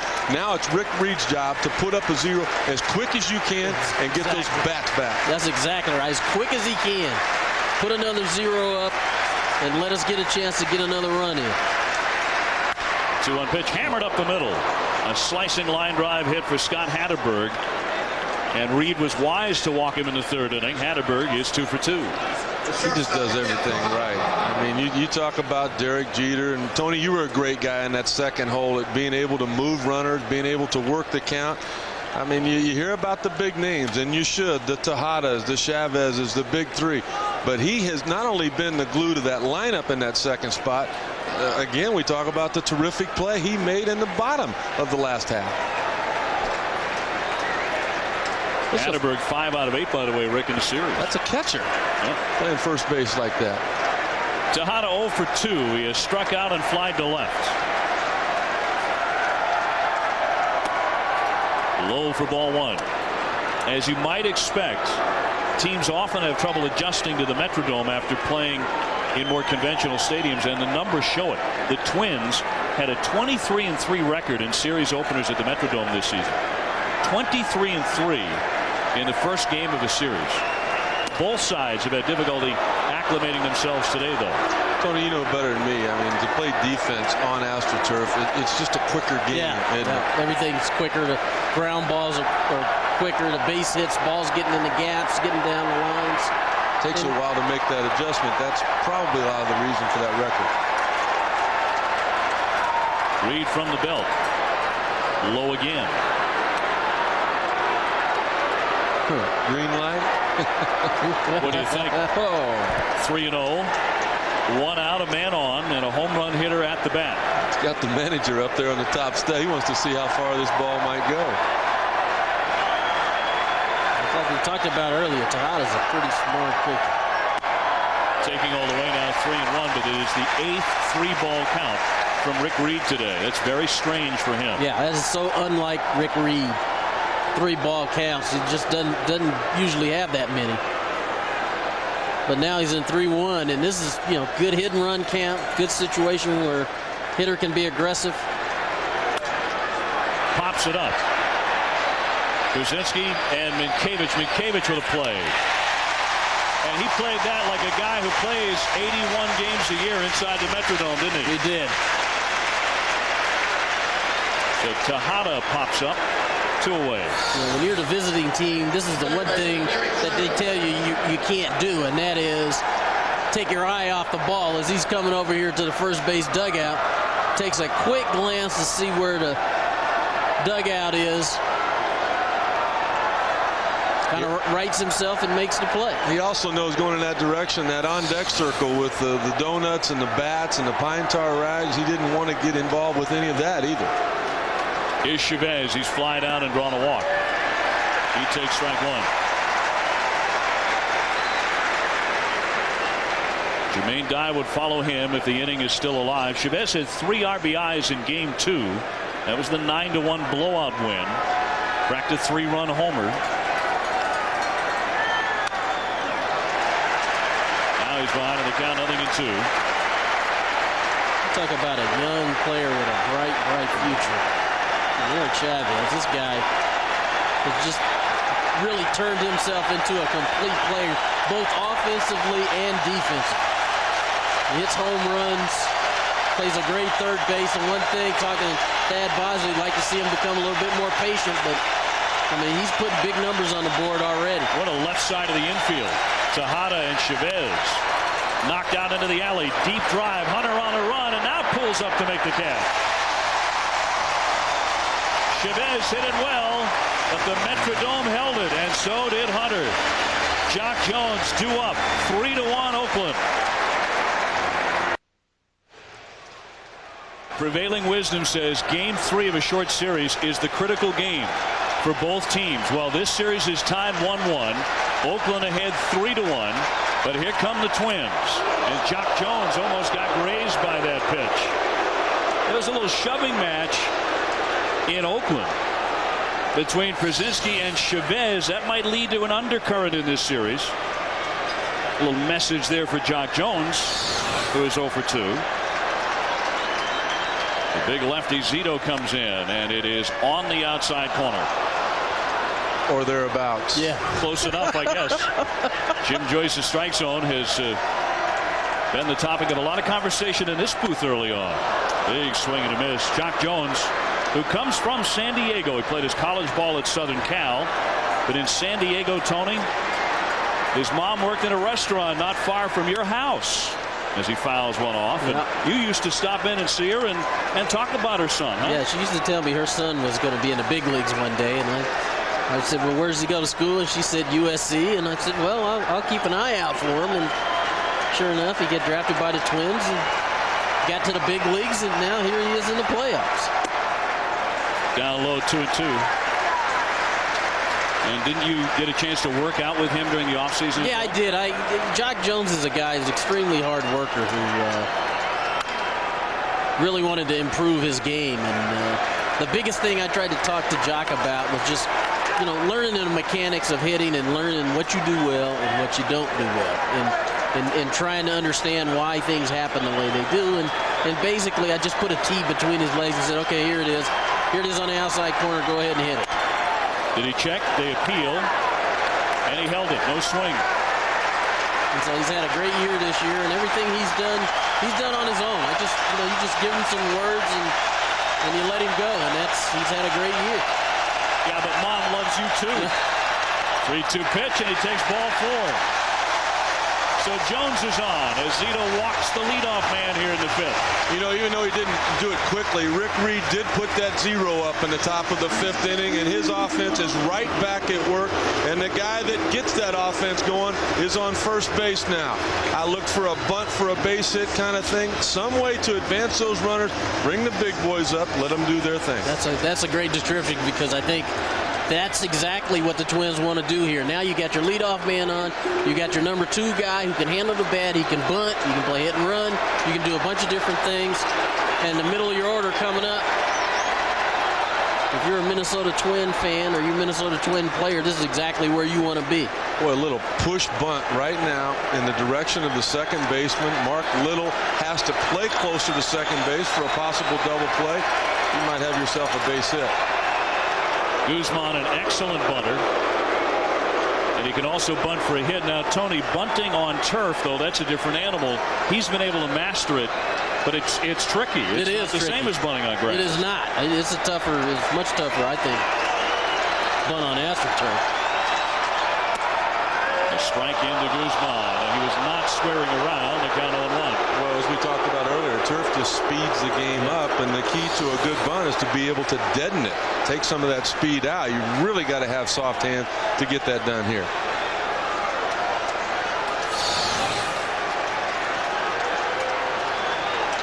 Jones at first base, good speed there. The Twins down 2 in the 5th. He came back with a breaking ball again. 1-1. They still don't have a base hit. The top 4 guys in the order for the Twins here this afternoon. A couple of walks, but 0 for 7. Ron Gardenhire, the first-year manager, is praised for staying loose and not getting uptight. When the Twins buried themselves early in Game 1, they rallied, they came back, they never panicked, and neither did he, and they came back to win that game. You know, he's got a lot of that same sense of humor that the guy he replaced had, and that being Tom Kelly. Tom Kelly, who threw out the first pitch tonight. And the fans went nuts here at the Metrodome for their former great manager. Swing and a miss by Guzman. He was off stride, and now it's 1-2. And that's not the kind of swing that you know, Ron Gardenhire wants to see out of Christian Guzman here. You're not our home run guy. I mean, you're going to run into some, but I think, again, trying to handle the pressure and the nerves that come with the postseason created that big swing. Why hasn't he attempted a bunt? Because the first pitch was a strike. And all of a sudden now he's thinking home run. And I think he wished he would have bunted. He certainly does now. He strikes out swinging. One gone. And that's a chance you take, you know, as the game moves on. You're only going to get so many opportunities. And you could have bunted him up and got a runner in scoring position, you know, for your 3 and 4 hitters. But decided, no, we're going to go ahead and we're going to take a shot here, and maybe, you know, Guzman can put a ball in play. And I think that's just a little selfishness on the part of Guzman there, trying to do too much. You know, stay with what, you know, has gotten you here, and he's gotten here by playing little ball. Here's Koski inside for ball 1. So instead of a runner, it's 2nd and 1 out. That runner is still glued to first base with 1 out. And if Koski gets doubled up, there goes the chance. He is 0 for 2 with a line drive out to left.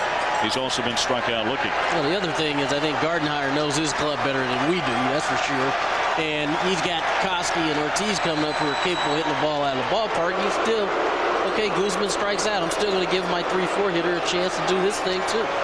I think the key to the game here with Zito is going to be Torrey Hunter, and he mentioned before the game that usually Guzman bunts on his own, right? And he just for some reason didn't there. I think they want to get Torrey Hunter up in this inning. He's still a couple batters away. That's fouled away by Koski. Koski, who has a pretty good history, although it's a short sample against Zito. 0 for 2 today, but he is 5 out of 13 off the lefty.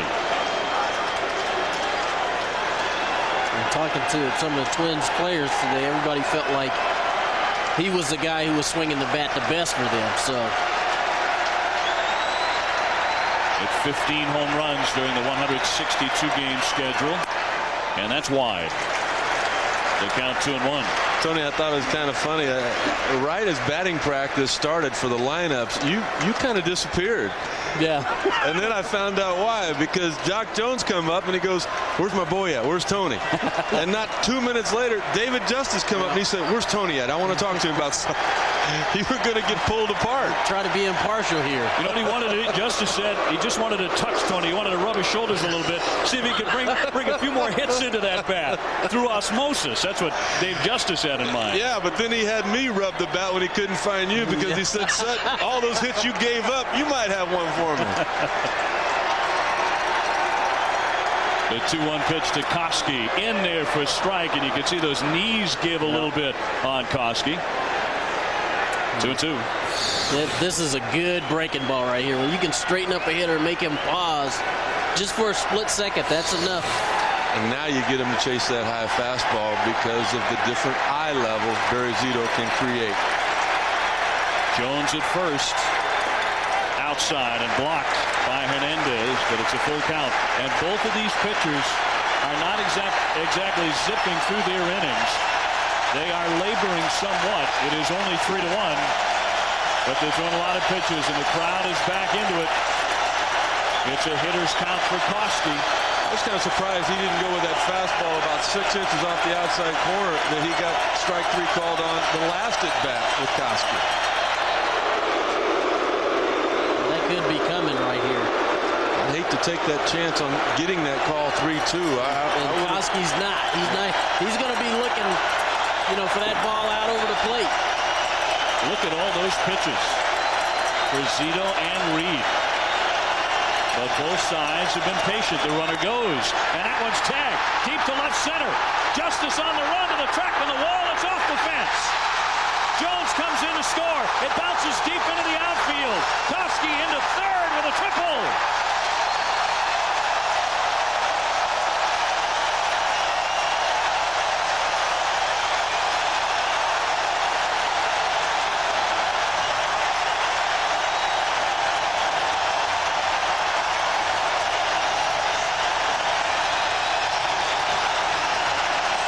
Just like you were talking about, Rick, he was going to be cognizant of that ball away. He got him out there last time.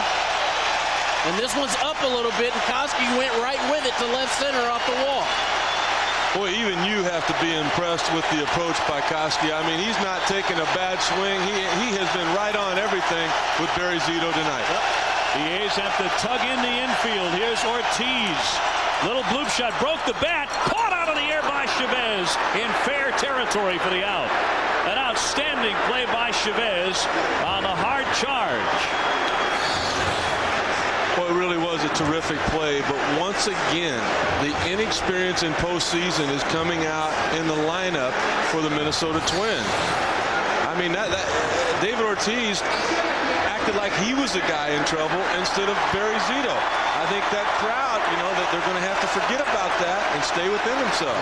So now the infield can back up to normal depth, 2 down. Did you see the bat come off right at the handle on Ortiz? Torrey Hunter. Well, they did get the inning to Torrey Hunter. And with the tying run at third base, that's what they wanted. He drove in 94 runs during the regular season. A double in the fourth. He is 1 for 2. But you take the at-bats that Jones and Koski had, where they saw a lot of pitches. Swing and a miss by Hunter. 1-1. Worked the count. Jones drew the walk. Koski a 3-2 double off the wall in left center. And then if you're the next hitter, you have to want to see some pitches. You don't want to swing at his pitch at the first ball that you see. You want to be a little bit more patient than that. A base hit ties it up the middle. Tie game.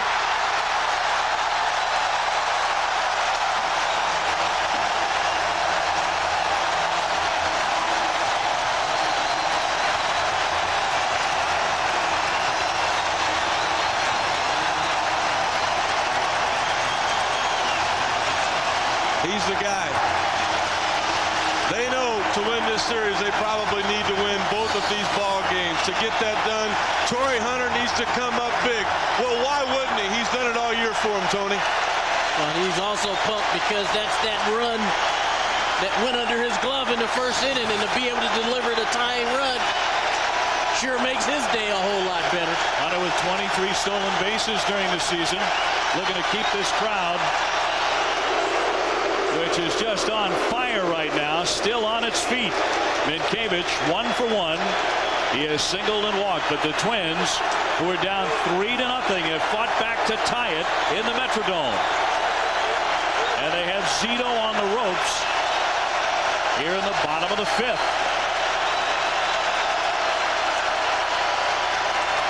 Time asked for by the hitter Minkevich.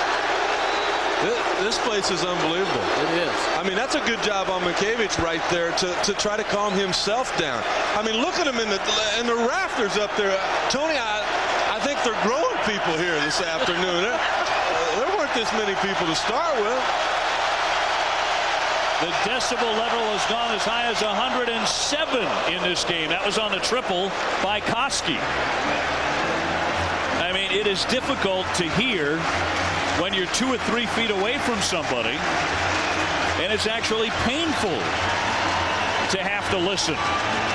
But this crowd of 56,000 has brought the Twins back to life, and so is Torrey Hunter with his RBI single.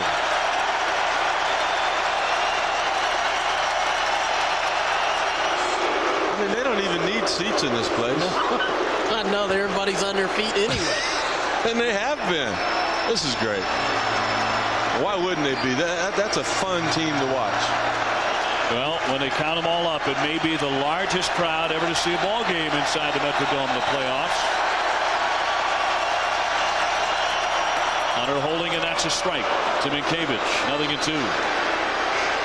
you know, in this situation, a lot of time a guy with speed like Hunter, a manager might say, well, let's take off. You know, if he makes an out, at least Minkiewicz will, you know, be able to lead off the next inning. I don't think that's a good game plan. I think you got to get it back to where Jock Jones, Koski, and Torrey Hunter can get as many at-bats as they want.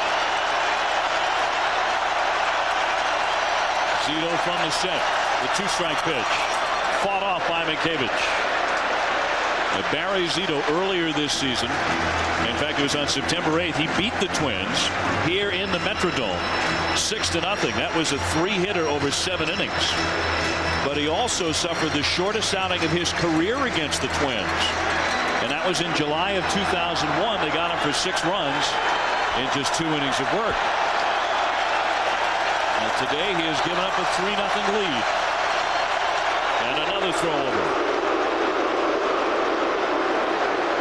You can see Zito trying to slow everything down. He's walked a man. He's given up 2 hits, a big triple. The crowd has been electric. Very deliberate here. 8 throws to first in this inning alone by Zito. Popped up.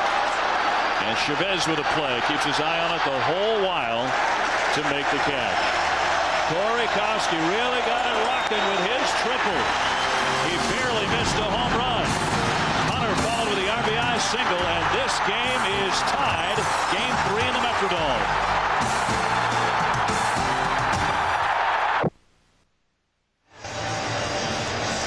How badly do you think they want to keep baseball in Minnesota? Their fans who can't even see the game out there with that obstructed view seat, and yet they're crammed in 56,000 strong in the Metrodome for Game 3 of the division series, which is now tied at 3. Partner, you know what? That just adds to the excitement to me on what they've been able to do here in Minnesota. You look back at the drafts the last few years, and guys like Jason Varitek and Travis Lee, they wouldn't sign here.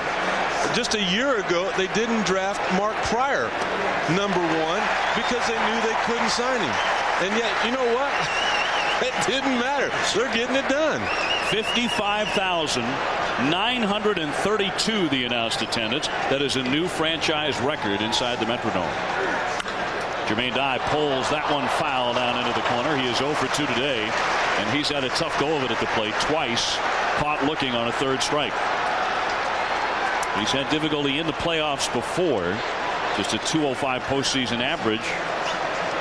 Had a chance in the World Series in '96 with Atlanta as Johan Santana, the left-hander, begins to loosen up. But he hit just 118 in that World Series. Still 0-2. I think Ron Gardenhire is starting to notice that his pitcher's probably going to start having a little bit of trouble, and rather than getting a guy up a hit or 2 late, Santana was throwing at the same time Rick Reed was throwing his warm-up pitches.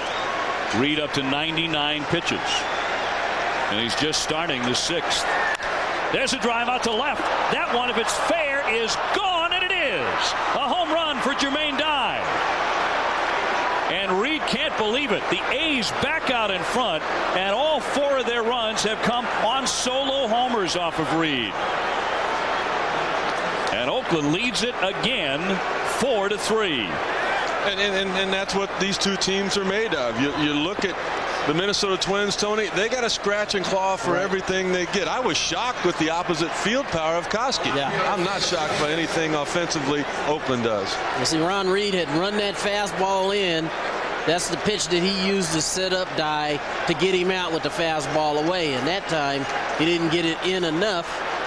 And Jermaine got to it, drove it out of the ballpark. And that will be the last pitch he throws today. Gardenhire will make the move to Santana with David Justice about to hit next.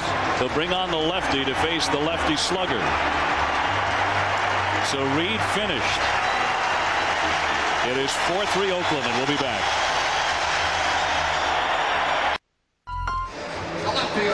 Moments ago, that man, Jermaine Dye, ripping a low line drive into the left field stands, and that gives Oakland the lead again, 4-3. Johan Santana, a very impressive young left-hander out of Venezuela, will now take to the hill.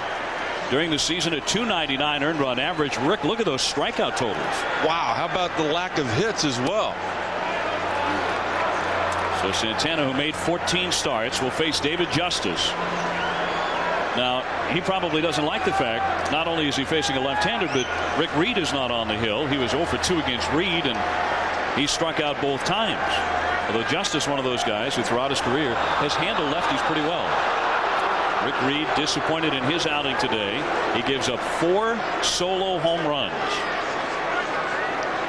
Well, you know, that was kind of what happened to him all year long. Gave up over 30 home runs, and most of those came with nobody on base. That's right, 32 homers, and 22 of them were solos. Tony, I'm really amazed that Dave Justice is. It's not the same swing that we saw 10 years ago with him, but it's still a pretty good swing. It is, and you know what? The thing about Dave Justice is he works at it. You know, he's another guy that puts the time and effort into trying to become a better hitter.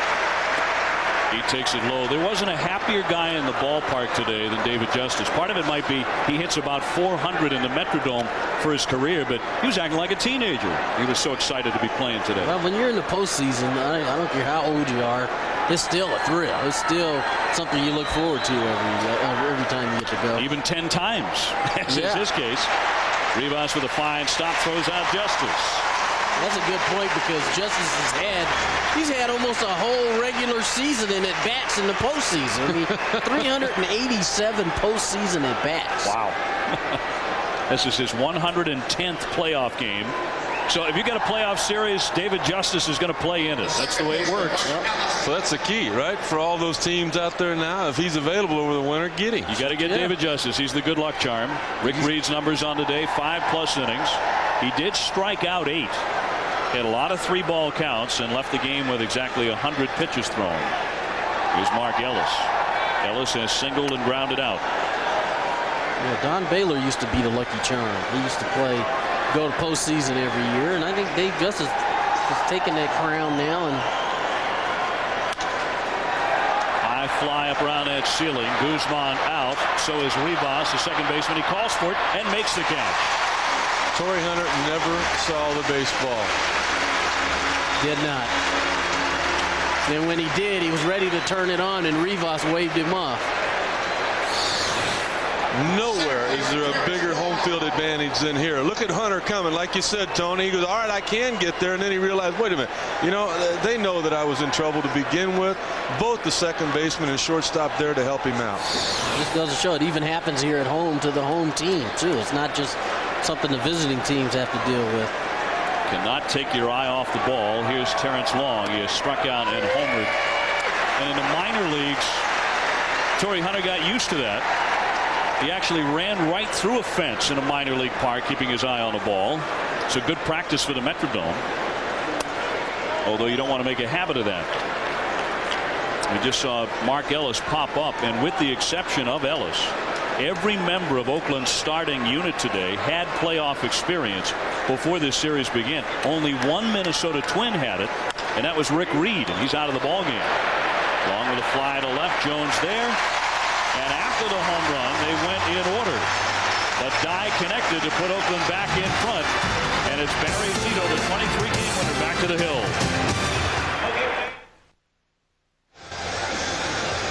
American League Division Series Game 3. The series tied 1-1. Let's get a look at our game track.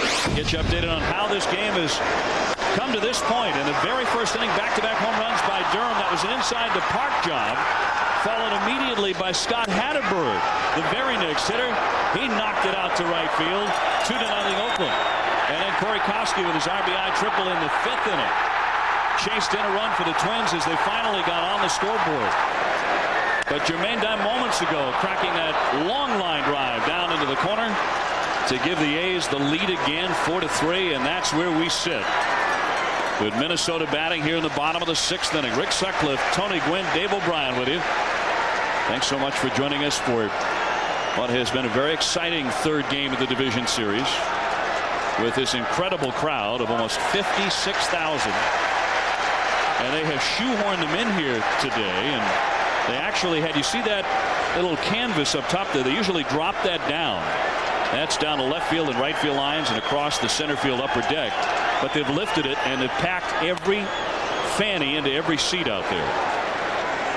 I'll bet our listening audience has probably doubled since this thing started, because people are calling their friends saying, you won't believe what's going on here, and we're not done. Hey, we're just getting started. That's in there for a strike. It's a new franchise record, packing the Metrodome, and maybe unheard of noise levels emanating from this place. That's in for called strike 3. Kadire whiffs for the second time. One away. This copyrighted telecast is presented by authority of the Office of the Commissioner of Baseball and may not be reproduced or retransmitted in any form. And the accounts and descriptions of this game may not be disseminated without express written consent. You can go to MLB.com to bid on special autographed and game-used items currently up for auction to benefit the September 11th Disaster Relief Fund. And it's MLB.com.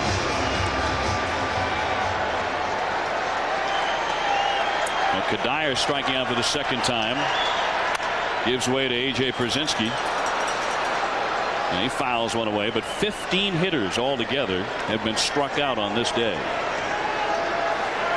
And that's a lot, really, considering how both pitchers really had trouble getting the ball down today.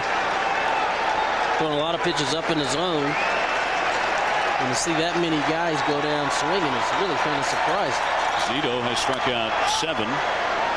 He's in front here 0-2. It just seems like there's a lot of guys that are already thinking about that MVP award. You don't give it to the guy that walked 8 times and had an on-base percentage of 600. But those are the guys that help you win series like this that are this close. Well, eventually it's going to dawn on these guys that the more pitches they see, the better their chances is going to be at the plate. The 2-strike offering. He tried for the corner and missed it. And when the Twins scored their 2 runs to tie this game in the bottom of the 5th, and started out with about a 7-pitch walk by Jock Jones, and turned into 2 runs to get them even. Oakland up a run in the 6th. Nobody on base. Foul away again. On deck, Luis Rivas. And then Jock Jones, if the inning is still alive and kicking. Well, a lot of the Oakland A's said before the game, if we're going to win this game, we've got to beat up on Rick Reed. Well, they got 4 runs off of him. The pin is now in. The problem for Minnesota, can you come back and win this thing? I think you're right, Rick, because offensively, the Twins are going to have to put some runs on the board. They put runs on the board in the first game, and they ended up winning that game after they made a couple of errors to win it 7-5, but they did basically nothing in game 2. And until the 5th inning, Koski got the big hit, but Torrey Hunter had a hit, so they only had 2 hits in that inning. Just barely making contact, A.J. Przinsky. And he stays alive. Well, the Twins did not have a hit of any kind until the 4th.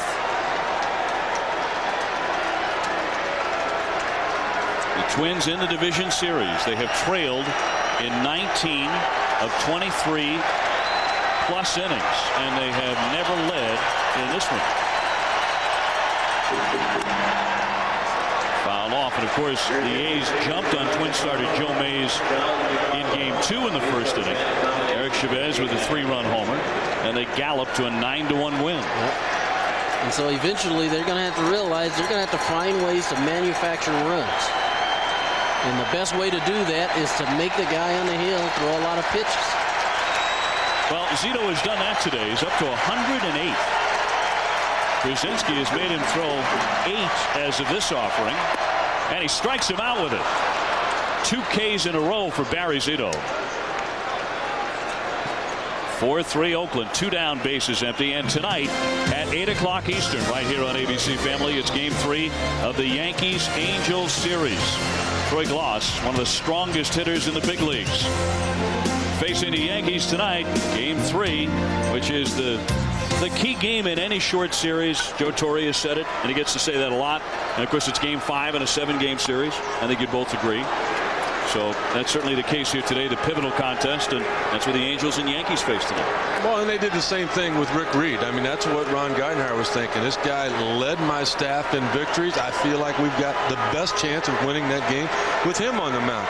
He said if they were up 2-0, down 2-0, that was a guy he wanted out there. But you can obviously see why Art Howe wanted Barry Zito in this spot. I mean, this is, you get the lead back, you know, the crowd was back into the game. One swing of the bat by Dye. Zito right now is saying, boys, I'll take it from here. 8 strikeouts for the big left-hander. Trying to whiff the side here in the 6th. And then the other thing, Rick, is that nobody's budgeting in that dugout for the Oakland A's. I mean, in the bullpen for the Oakland A's. And that's where the Twins put their runs on the board in game 1. They went to the bullpen and they put runs on the board. And so Zito's going to have to take charge of this game right here for a little while until they can get to possibly the 8th. He has the slim lead. I wonder, and it's because he plays in a mid-sized market on the West Coast. I wonder if most baseball fans are aware just how good Barry Zito has been. Since July of last year, he is 34-6. Little pop-up on the infield. Zito wants it and cradles it. He made the catch in front of Hernandez.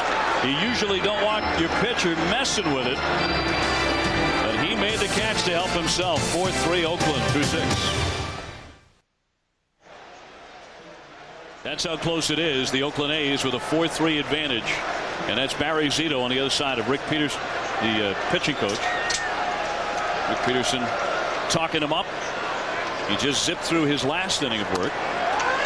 First pitch across for a strike to Ramon Hernandez. And it looks like that might be his last inning of work here this afternoon. Rincon up and throwing in the bullpen, and you know he's not up and throwing like he's just trying to get loose. Looks like he's trying to get ready. On the day, Hernandez is grounded to third and struck out. He's the number 9 hitter, and then it's the top of the order in Durham and Hatterberg, who were responsible for the first 2 runs of the day off of Rick Reed. Durham's was a line drive up the middle on which Torrey Hunter tried to make a shoestring catch, and the ball went under the glove and rolled all the way to the fence, and Durham scampered home with the very first inside the park home run in Division Series history. And before the fans here could catch their breath, Scott Hatterberg stepped up and he clubbed one over the wall and right. Back-to-back home runs. It was 2-0 Oakland. A squibber. Rivas will feed Minkiewicz for the out. One away in the 7th inning. Here's our Reese's Peanut Butter Cup pitching summary. To this point, 114 pitches for Zito. I think the whole key is what Tony talked about at the very beginning of the show, and that being patience, the key to this ballgame. Those 4 walks by Barry Zito looks to be what is going to get him out of the ball game. 114 pitches now. You got a 24-year-old Cy Young Award candidate at worst. You can't take a chance on hurting. The patience that they showed in those base on balls, ran that pitch count up, and might have run him out of the game. Here's Ray Durham, 1 for 3 with that solo home run. Durham had 3 doubles in the first 2 games of this series. And this was a pretty good pickup from the Chicago White Sox in a July trade. He was having a good year, too, for the White Sox when they traded him. He was hitting .299. He gives them a nice jolt of speed at the top of the order and power as well. Yeah, it's going to be interesting to see what happens next year, because Durham wants to play second base. He feels he's a second baseman. And Ellis has done such a nice job for them defensively. You know, it's going to be interesting to see if they can find a place to keep him in their lineup. And Ellis is a much cheaper alternative. Exactly. Randy Velarde in the on-deck area. Well, you put a World Series championship ring on his finger. That might help that decision. That's very true. And that's what he's here for. And I think that's what he's enjoying about this. He's finally getting a chance of playing the postseason and playing pretty well. He takes ball 4-0 in a strike zone. That trip to the plate. So Durham is on with 1 down. Well, don't miss the extreme illusions of Chris Angel and an all-new original special, Mind Freak, premiering Sunday, October 20th. That's part of the 13 Nights of Halloween on ABC Family. Rick Anderson heading out to the hill, the pitching coach, to talk with the young left-hander Santana out of Venezuela. Ray Durham having just reached base for the 7th time in this series, so he is really giving the Oakland A's a lift. Velarde is being announced as a pinch hitter, and Jackson, veteran righty, who's the only Minnesota Twin who has not appeared in a postseason until today. He's getting loose. Well, I could tell by all the time that Rick Anderson took on the mound, the slow walk out, the conversation until the home plate umpire came out and broke it up, is because of the fact Mike Jackson is a veteran. It's going to take a little bit longer to get him loose than it used to, and they want to have him ready for Miguel Tejada, who's on the on-deck circle. In your starting days, could you tell by the pitching coach's walk whether you were coming out or not? I mean, usually it's the manager coming out to lift you anyway. They didn't want the pitching coach coming out. They didn't come out very often. No.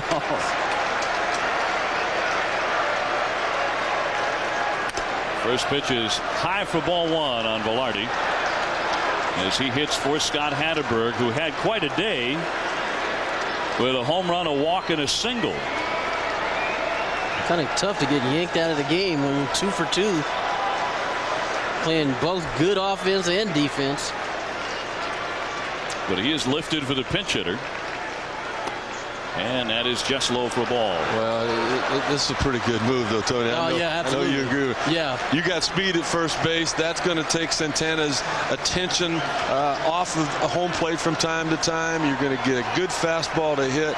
And Velarde has always been a good fastball hitter. And with Tejada sitting there on the on-deck circle, he knows he's going to get something good to hit. Velarde hit just .226 during the season.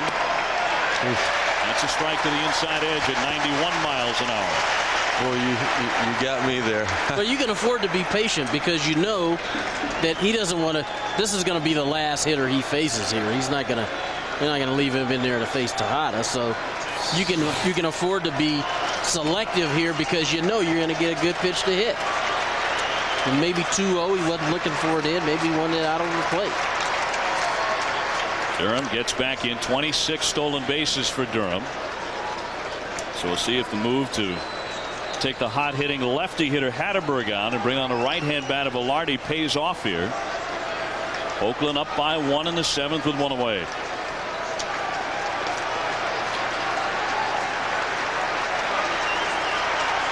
Tejada would hit next.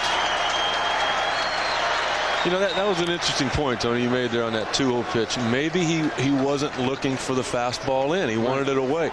You know, you can with the count 2-0 because you've got a couple of strikes left. But, you know, I was thinking, like, boy, if it's a fastball in the strike zone, I'm going to swing at it. Well, you can even be more selective than that. Absolutely, yeah, you can.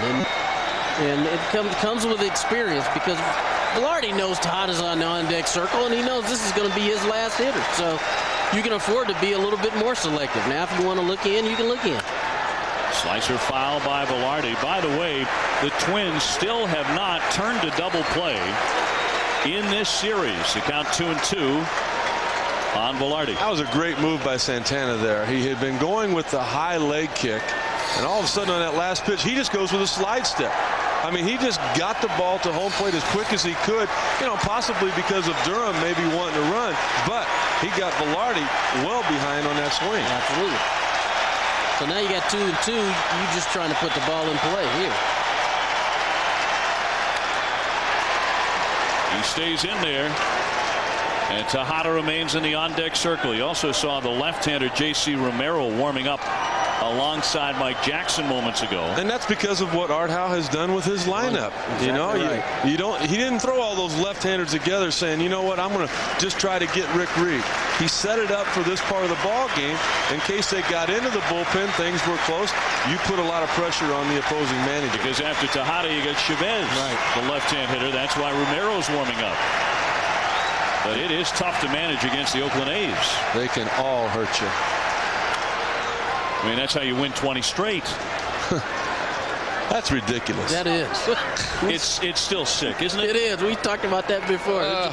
There's just no way somebody's supposed to win 20 big league games in a row. I can see 18 or 19, but 20? That's unbelievable. I mean, and then the way they won the last couple of them, too. I mean, you know, Tejada hit the home run. Hatteberg hit the home run. Remarkable. We used to celebrate just winning 4. I mean, you'd sweep the series. Oh. 20s from another planet. Durham not running. Shot out to left. Velarde got a lot of it. It's sailing and it's up against the fence, and it caroms up high. Here comes Durham rounding third.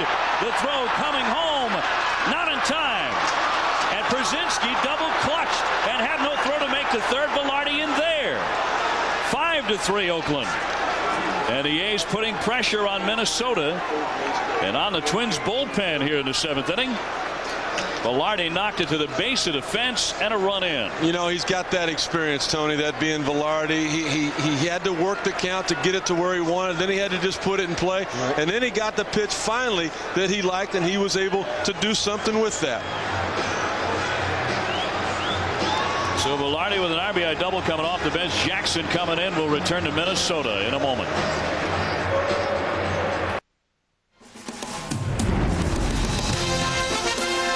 ABC Family's Major League Baseball Division Series.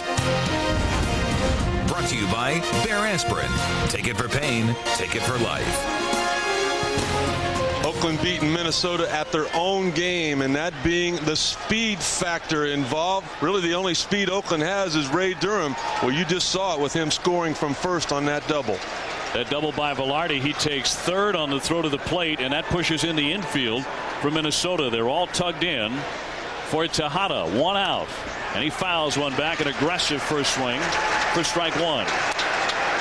The number 2 spot in the A's lineup has been deadly today for the Twins. The combination of Hatterberg and Velarde with a homer, a double, a single, and a walk. This surprises me a little bit that you're pitching to the possible MVP. Mike Jackson out of the bullpen. That one driven out to left center field. Hunter fades on back to make the catch.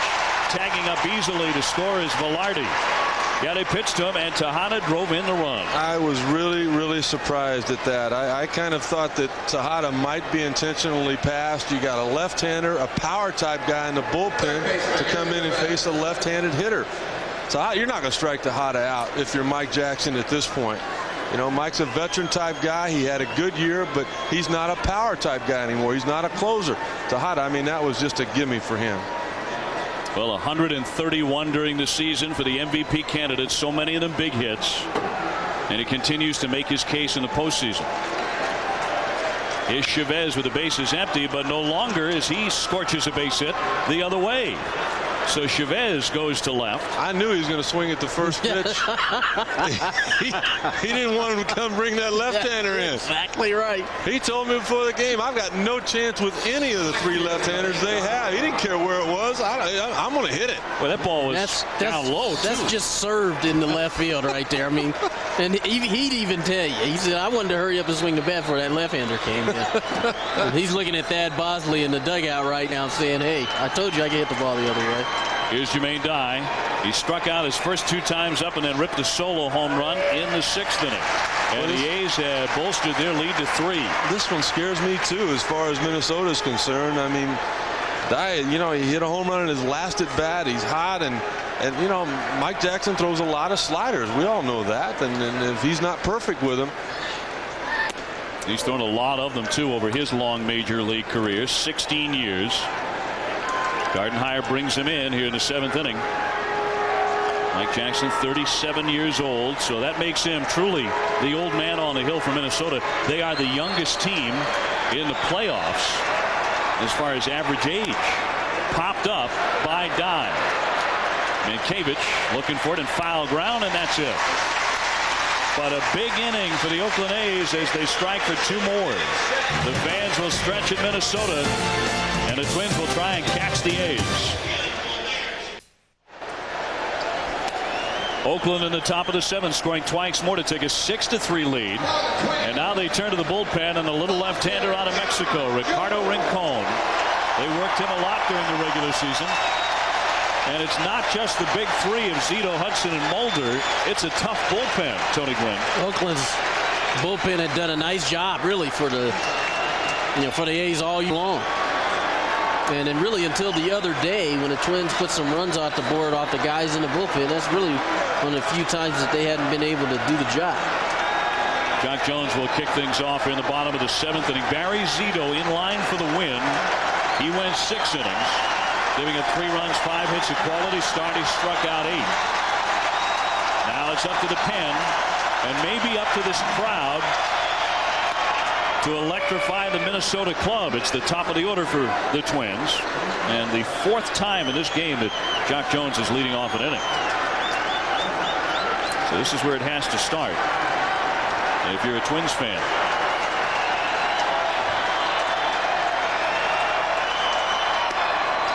Wide for a ball.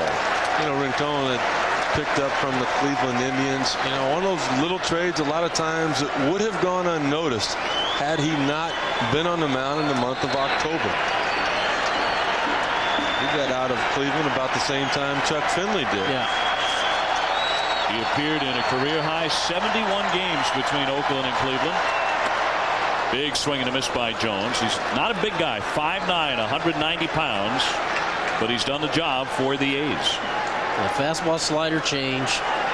Likes to work both halves. Likes to get that, establish his fastball and then get you out on the slider away. Jock Jones looking for his first hit in the Metrodome here in this postseason. 2-2.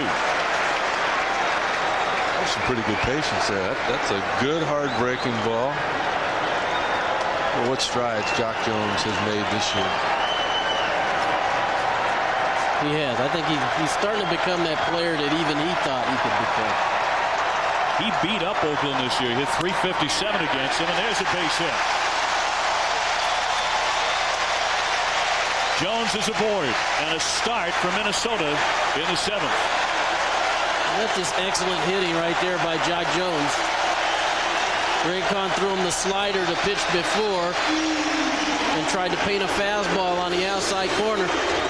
Well, will you finally take a little credit for Jock, because that's all he talks about? I'm not, because you know these guys are the ones who are executing, and that's, you know, they're the ones who deserve the credit. Just because you pass the information along, somebody passed it to me, it's my job to pass it to other guys. Tell you what, though, I saw that swing a lot out of your bat. That's for sure. That same result too. Yeah, but a lot of times my booty was in the first base dugout when I did it. He stayed in there nice and hit that to left field. Christian Guzman 0 for 2. But good numbers off Rincon. 12 at bats, 6 hits, a couple of RBIs. And once again, I look for that bunt for a base hit. Not the sacrifice this time. Jones leading at first base, cut on and missed. Now here's where the Twins have an opportunity to get some runs on the board, to make some things happen. And you see he's got good numbers off of him, and it's the hardest thing I think sometimes to do in the postseason is to try to be patient. You know, try to work the count, try to get something good to hit, because you got your boppers coming up.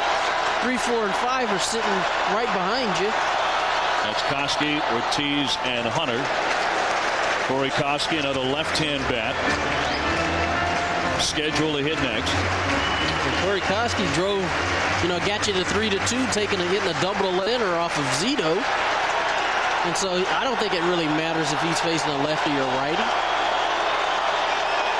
The Twins like to get movement on the bases.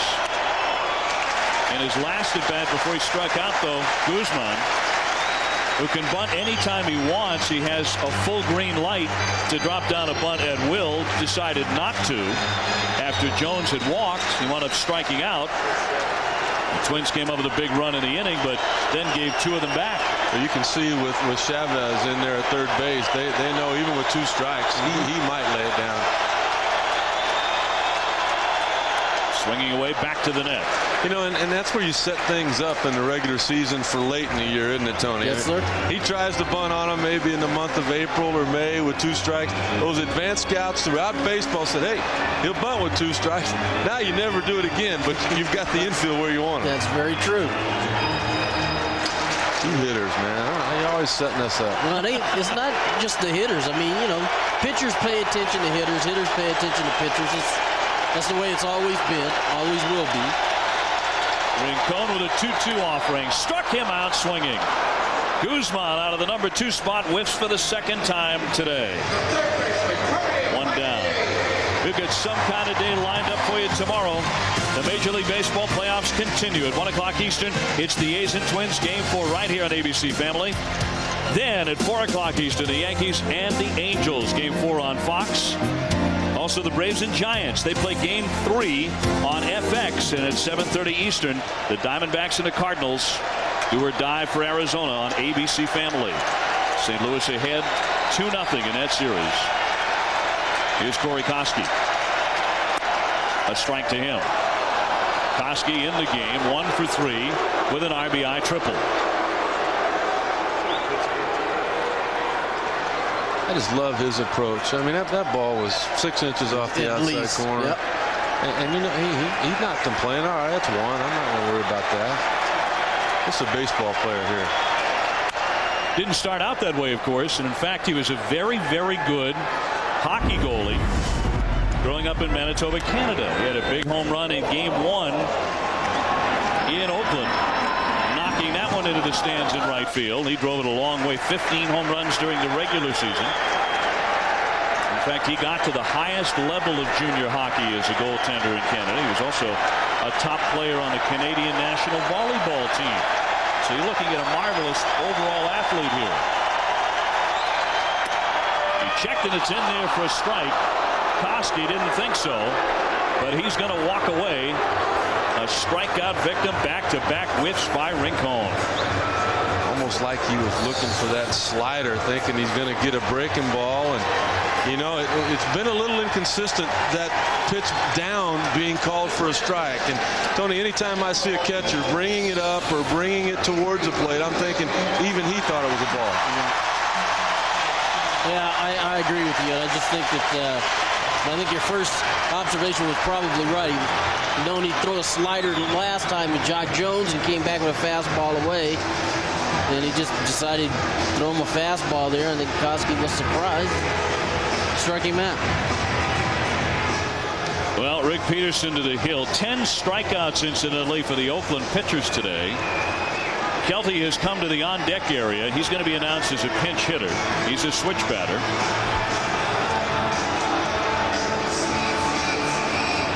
You know, you've got the right-hander ready and going in the bullpen, but Rincon is throwing outstanding. Now, the base hit by Jock Jones to start this inning was a terrific pitched at bat. I mean, you just tip your hat because he beat you on that. But nobody has beaten him since, and I think that's the reason Art Howe is going to stay right here. So Gardenhire makes the move to bring up a switch hitter, a pinch batter. Kelty hitting in the cleanup spot and will bat for Ortiz. Here's another USC guy. 1 on base, 1 at home plate. Hit .348 as a pinch hitter this year for the Twins. 0 for 2 in the series. And Rincon's first pitch inside, too far for ball 1. Well, if you're Rincon, you don't want to make a mistake and leave something out over the plate to this guy, because he can drive a ball out of the ballpark. And so what you want to do is try to make some more quality pitches like you made to Koski, like you made to Guzman. Well, he is proud of that fastball. He sure is. He hit .264 off of lefties in the season with 4 home runs. He hit about 40 points better on the other side of the plate. 1-1. I think that's been the biggest change in Rincon. Tony, I just remembered him as a slider guy. Yeah, me too. And he struggled. He struggled with Cleveland earlier in the year, but it might be an adjustment that the pitching coach, Rick Peterson, made. 2 down, Jones at first, and it's into the dirt. The Twins trying to get something going. They have scored in only 2 innings in the game, in the 4th and in the 5th when they tied it at 3 on Torrey Hunter's RBI single. Jones started the inning with a base hit. The last 2 Twins have struck out. 6-3 Oakland.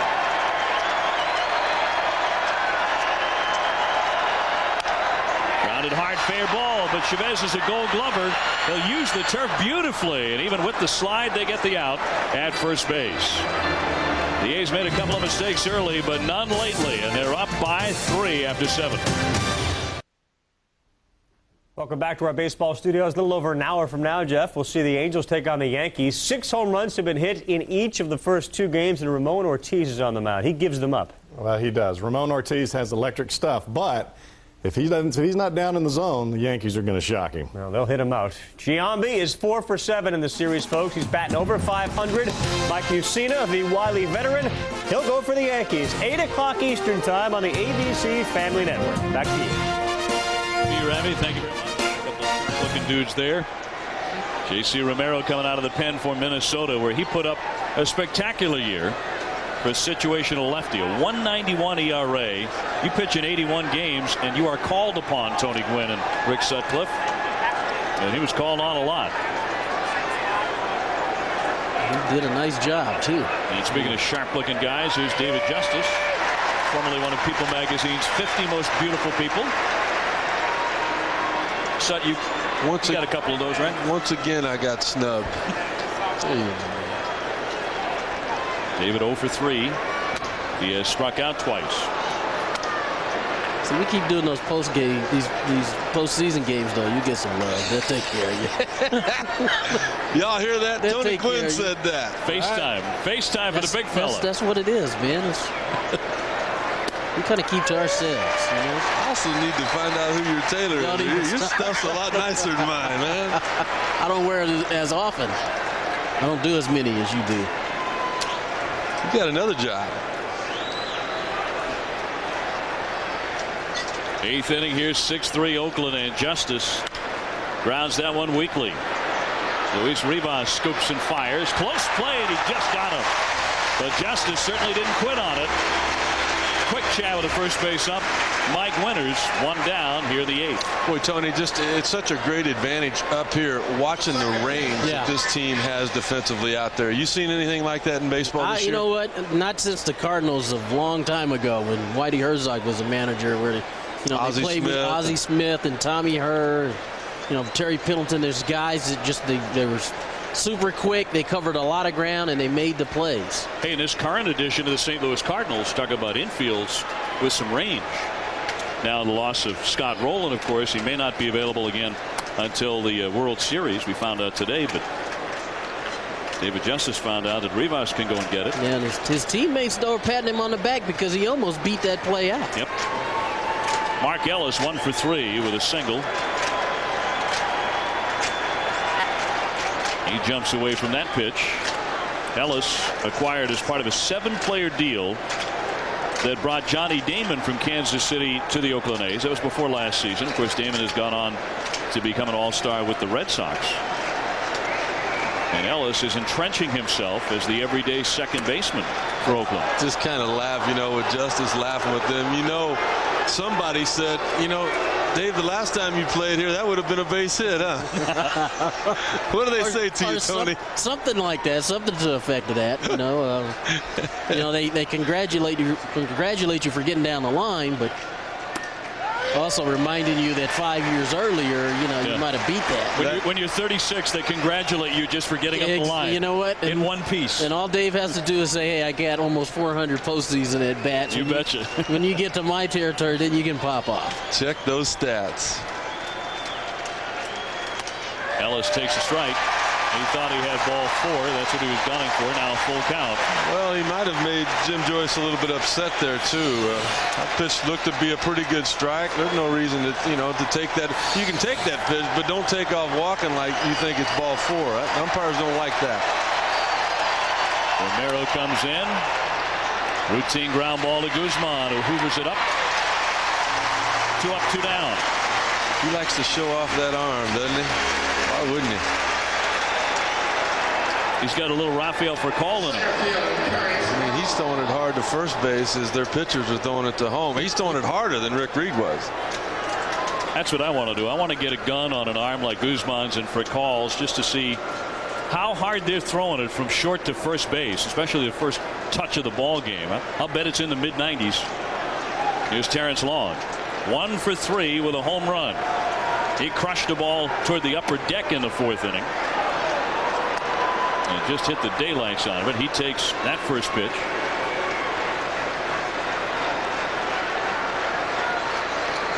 Well, Terrence Long has gotten some big hits for the A's here. Late September, here in the postseason. Boy, he made some big catches as well during that winning streak and on into September when they were fighting for the division with Anaheim. Made some great defensive plays, didn't he? And he did, and it just goes to show you need 25 guys to win a division and go a long way in the postseason. And everybody has their role. Terrence Long is not really one of the guys they look for to hit balls out of the ballpark, but he's got a homer today. He had some homers coming down the stretch in September. He's a fine defensive center fielder. You know what I love about him? The last 2 years he's played every day. That misses 95 miles an hour, but not a strike. The count 3-1. And here inside the Metrodome, where about 56,000 have gathered, and they have made their presence felt. It is Game 3 of the division series, tied at 1, but Oakland in front here by a 6-3 margin, and it's late, and that's ball 4 to Terrence Long. A due up in the bottom of the 8th for the Twins. Torrey Hunter, Doug Mankiewicz, and Michael Kadire, the scheduled hitters. And for the Twins, it's 5, 6, and 7. Hunter will lead off the inning. Just little things like that 2-out walk. You think, well, that doesn't mean anything. Get the next guy out. Well, it does mean something, because all of a sudden now, Rodden Gardner has to manage again. He's got to get somebody up in his bullpen, and the more times you get people up in your pen, the less effective they're going to be.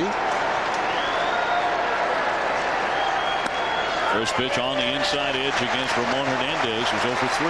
That's long time been a trait of this Oakland A's. They got the power. You hear about the boys hitting homers, but they really are patient, aren't they? Yeah, they are. And they've done a much better job here in the postseason than they did towards, coming down the stretch. I think offensively, they've really kind of settled down, and I think Durham has been a catalyst for them. Getting on base, stealing bases, making things happen on the offensive end. Obviously Tejada and Chavez, those two guys are the big cogs in the middle of the lineup, but it's a lot like the Giants. And everybody around them, when everybody around them does their job, it's easier for the big guys to do their job. Tonight, Dye's got a homer, Hattie-Berg's got a homer, Long's got a homer, and so some of the big blows in this game tonight have come from the other guys, from the other parts of the cast. They really have. That being Tejada and Chavez become big guys, haven't they? And Tejada's 26 and Chavez is 24. Wow. Oh, to be that talented and that young again. These guys, they can be good for a long time. And he's the last piece of the puzzle, Tejada. The rest of them are all locked up and going to be around for a while. And Tejada is a free agent after next season. Exactly. They're going to have to grease his palm somehow, some way. I bet you. Swing and a miss. Hernandez eaten up in that at batter. Was it foul tipped at the plate? Might have been foul tipped into the dirt. I believe it was, and he's still batting. That hit the ground. The home plate umpire, Jim Joyce, is going to get some help from Mike Winters, the first base umpire. But Joyce signaled he foul tipped it into the ground. And it is a foul ball, and so the inning will continue. You know what, Tony? From here I couldn't tell, but I gained even more respect for Jim Joyce there by getting it right. This has not happened a lot in the past. I don't remember it hardly ever happening in our day. But that is a good call. The ball bounced. He couldn't tell from where he was at. You know what? That's huge right there. Set your ego aside and get it right. And that's what he did. And he did. And Ramon Hernandez, he was standing at the plate. He knew the ball bounced. He was waiting for somebody to get it right. In the past, they wouldn't have done that. And guess what? They got it right. Well, in the past, they just hadn't looked for help, and that always irritated players. You always heard players talk about, well, someone else saw it, and Joyce had it right at the plate, but going up the first base line and asking for another set of eyes, you never saw that in the past. So there's a new cooperation among umpires, which you can see where the second base umpire is, too. He had a great view of that. That's why the call was made correctly. 0-2 is up high. This is big-time stuff. There's a championship involved. There's a lot of money involved. There's home field advantages. Lots of stuff. Guys have played hard to get to this point. You shouldn't have a call being blown make the difference. Absolutely, I agree. So Long still at first base, 1 ball and 2 strikes on Hernandez, who has not had a hit the entire series. I just think about what happened with San Francisco and Atlanta. Remember when Benito dropped the pop-up, tried the little basket catch? Well, the next pitch, Javi hit a 2-run homer. That became a ball game. There was a save situation later on. 6-3 Oakland in the 8th. The lefty's pitch up the middle, and that's going to squeak through for a base hit. So the second life helps Hernandez come up with his first playoff hit of the year, and it extends the inning for the Oakland A's. And it also brings to home plate a guy that got the offense started this afternoon for the Oakland A's, Ray Durham. Take a look at the hit back up the middle, that new life all of a sudden, just because of that hit and the call being gotten correctly. Well, Ramon Hernandez is going to sleep a little better tonight. Yeah, he got his first hit. He's on the board. Part of it. 1 for 12. He feels like he's contributed now. And what it also does, it turns the lineup over again. And now going into the 9th inning, whether you score or not this inning, you're still going to have to face Tejada and Chavez. Here come those big boys. Exactly. Well, and Ray Durham, as time is asked for by the catcher, Brzezinski. Ray Durham, and Art Howe knows this very well. He may only be 5'8". He's a leadoff man whose job is to get on any way he can, but he has the pop to knock a 3-run homer out of here. He's already homered today. On the changeup, he swings right through it. Durham 1 for 3. Now, his home run in the first inning was an inside the Parker, which shocked everybody in this building. It certainly shocked Rick Reed, the Twins starter. Durham, the first batter up, and his line drive under the glove of Hunter rolled all the way to the fence, and Durham came scampering home. He flies to Jones in left, and that will retire the side. So the A's strand 2, and the Twins are coming up down 3 as we go to the bottom of the 8th. Back inside the Metrodome, here's your score. The Oakland A's 6, the Minnesota Twins 3, as Oakland tries to take a 2-1 lead in this best-of-5 division series. And tonight at 8 o'clock Eastern here on ABC Family, it's Game 3 of the Yankees and the Anaheim Angels series. That's on the West Coast in Southern California. Derek Jeter and the Yankees invading the Angels' home turf. That series tied at 1-1 after 2 terrific games in the Bronx. The fans starting to get noisy again. This is a terrific crowd, isn't it? Torrey Hunter leads off the last half of the 8th. He's had a fine day, 2 for 3 with a double and a single. He's reached base all 3 times, but his team is trailing, and he has been their MVP candidate all year. A lot of the people here at the Metrodome are still on their feet, trying to wheel the Twins back into this game. And some of them have never sat down. A ball outside. It's 1-1. Hunter with 29 home runs, 94 RBIs. Kind of faded into the backdrop in the MVP race because of all the talk about A-Rod and Soriano and Miguel Tejada. But Torrey had a terrific year. He made more highlight plays in center than anybody. He flies that one toward long. He calls everybody off, and he really made sure with that kind of body language. Art Howe said, you know, sometimes you might think when a guy does that, he's saying he's in trouble. In this place, you got to let everyone know for sure who might be surrounding you. I think the good thing about that last fly out is Long made the call, but Justice and Dyke were right there, just in case if he lost it, if the ball bounced away from him or whatever. And that's the kind of communication you got to have when you're playing in a place like the Metrodome. You got to be backing up each other. You have to be talking to each other. You know, I can remember like outfielders putting their hands up in the air, like saying, "Where's it at?" You know, and then you got the other one where I got it. I mean, they're a lot alike. It can be confusing. Minkiewicz takes one in tight. He's gone 1 for 2 with a walk. What a job Rincon has done. I mean, just coming in, boring that fastball in. Tony, it looks to me like the Twins have an old scouting report on Rincon that, you know, he's that slider guy. He's made an adjustment. He's made it tough on him. Look at this. Look at that slider. Right through there for a called strike. Mientkiewicz, a Gold Glove winner, one of the premier first basemen in baseball. There's another example of that St. Louis team, Tony, you're talking. Keith Hernandez down there. This guy's in that category. Rake, but foul. And into the bullpen of the Oakland A's, where Bradford and Messier are loosening up. He sent some people scattering. I would imagine Billy Koch is starting to get that blood flowing as well down there. Boy, what a year he has had. The A's closer not warming up just yet. It is 6-3 Oakland in the 8th. One down. Mientkiewicz facing a 1-2 pitch. Goes the other way. Chavez, another Gold Glover, fires to get him. 2 down. That's a difficult play there by Chavez. He made that look easy. Well, he's made that throw a lot, that one from shortstop. That's where it all started for him. How about the left side of that diamond for the Oakland A's for the next several years, assuming Tejada is locked up before he becomes a free agent? Miguel Tejada, 34 homers. Eric Chavez, 34 homers. Both of them driving in over 100 runs again. I think you'll see that done this winter. They made one mistake there in Oakland, letting an MVP get away. Yeah. Don't do it again. I agree with you wholeheartedly there. I think.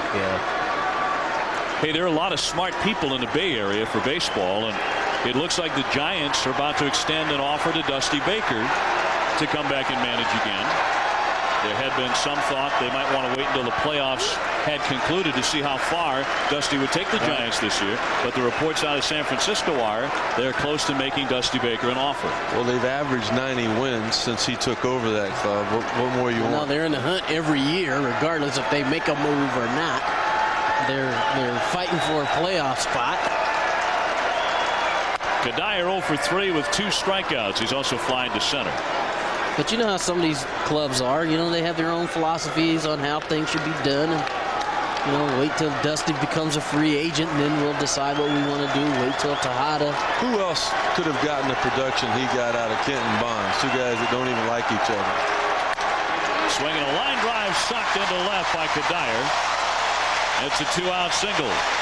Well, Kenton Bonds are you know, they're professional hitters, but you know, Reggie Sanders and JT Snow and David Bell, Rich Aurelia. I mean, you know, he's kept that club together, and you know, they find themselves 1-1 in the playoff series.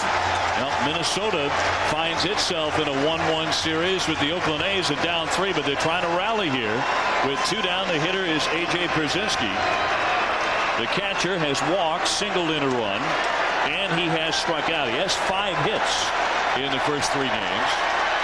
And every time you look up, that tying runs in the on-deck circles. The Twins need to string together several hits. That one hit toward the alley, but there's Ellis to throw him out. So no runs here in the 8th from Minnesota. It is on to the 9th. Minnesota has stranded 8 men, and they're down 3.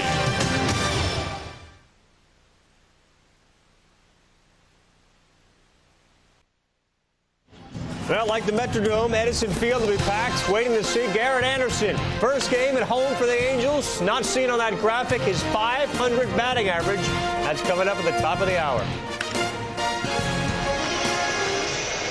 Well, this one has been in the hands of 2 excellent bullpens for quite some time. And the long, lean right-hander LaTroy Hawkins comes out of the Minnesota Twins pen. 6'5", 214 pounds.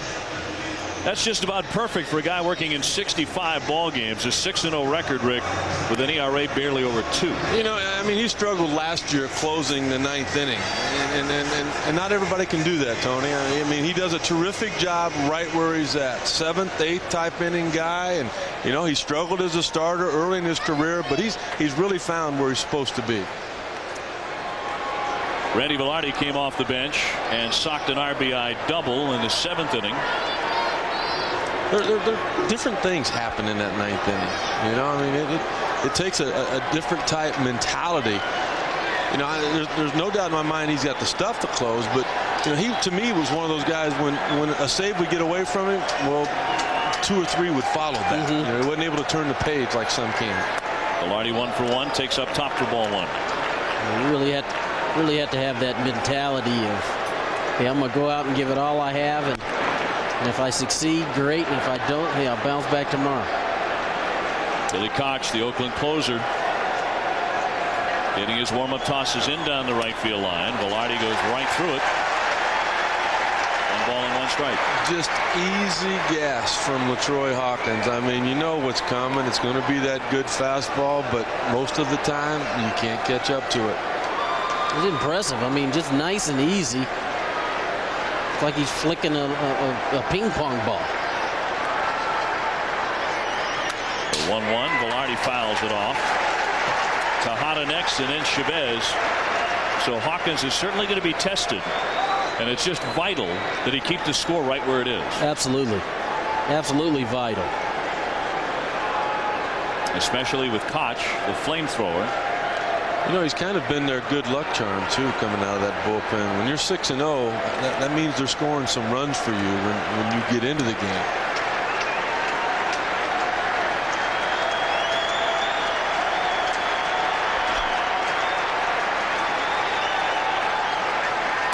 Struck him out swinging. He gassed him. Velarde fans. Now tomorrow it'll be Milton, Eric Milton, who's had trouble with a knee, and there was some question about whether he would pitch in Game 4. He'll be up against Tim Hudson for that game. To me, Tony, the big question, though, is can the Minnesota Twins beat a left-handed starting pitcher? Yeah. They weren't able to win Game 2. They're down here in Game 3. You know Mulder's waiting in Game 5. They're going to have to do that to win this series if they can't come back here in the 9th inning. I agree. The biggest question we've had all series long is, can they put runs on the board against a left-handed pitcher? And they had to scrap for the 3 runs that they got today. And right now, that's not enough. Just 1 against Mulder in Game 2. And I look at the problems that they've had, and it was a decision we talked to Ron Gardenhire about before the game, who's going to hit cleanup.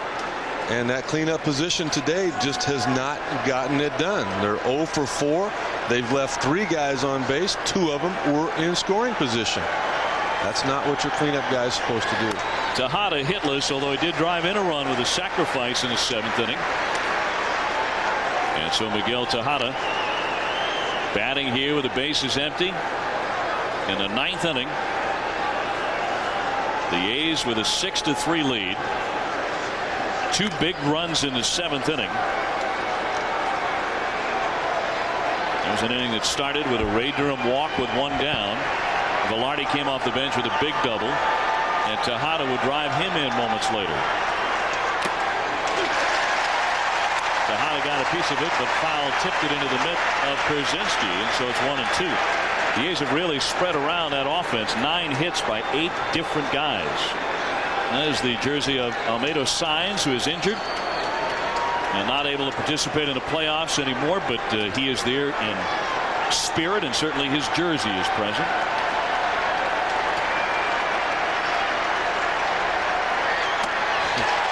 Top, and Tejada swung and missed on a 97-mile-an-hour fastball. Why don't you just tell him what's coming? I think you might as well. I mean, you just rearing back, letting her go. Look at you got the height first of all, but I love the release point that he has straight over the top, which from the point he's letting that baseball go, you think about the downward angle it has to get to the catchers, and a hitter's knees is where he's looking for. It's just hard to center that baseball. Tejada barking all the way to the dugout. And that's because you see it up high, you think you can get to it. And so you would have thought maybe he was a little bit angry with the home plate ump, Jim Joyce, but you're saying he's angry at Miguel Tejada. He's angry at himself because, you know, that high fastball he's not going to be able to catch up with anyway. And that frustration right there is just frustration from swinging at bad pitches. Well, the A's have struck out 10 times today. And you can see John Mabry and guys sitting on a bench laughing because he's getting on himself. Well, he's just so sound mechanically, too, that being Hawkins. Chavez, the batter, he swings and misses for strike 1. Strike 2. You know, Tony, they talk about your arm being like a dragster. You know, what happens when it gets to the finish line? Watch when the baseball comes out. Look how far that arm comes back around behind LaTroy Hawkins. That's where you open that parachute up. That's the reason guys can throw more often than other guys can. Let that dragster slow down. That particular time, you could see him slow down on his motion, letting you know he was going to throw a changeup there, which he did.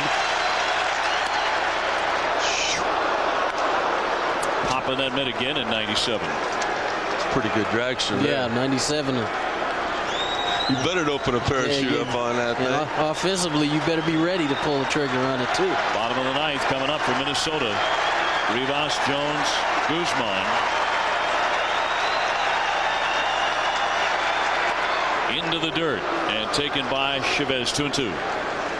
Like Rick was talking about on the follow-through on that last pitch, he kind of slowed that down as he was pulling it through the zone. You can see that. And hitters see that, so you see a guy slow down as he's getting ready to deliver the ball, you know it's going to be something off speed. It's not going to be, the 96, 97 mile per hour fastball. They need a strikeout here. Half of them are on their feet. You strike this guy, you're going to get them all on the feet.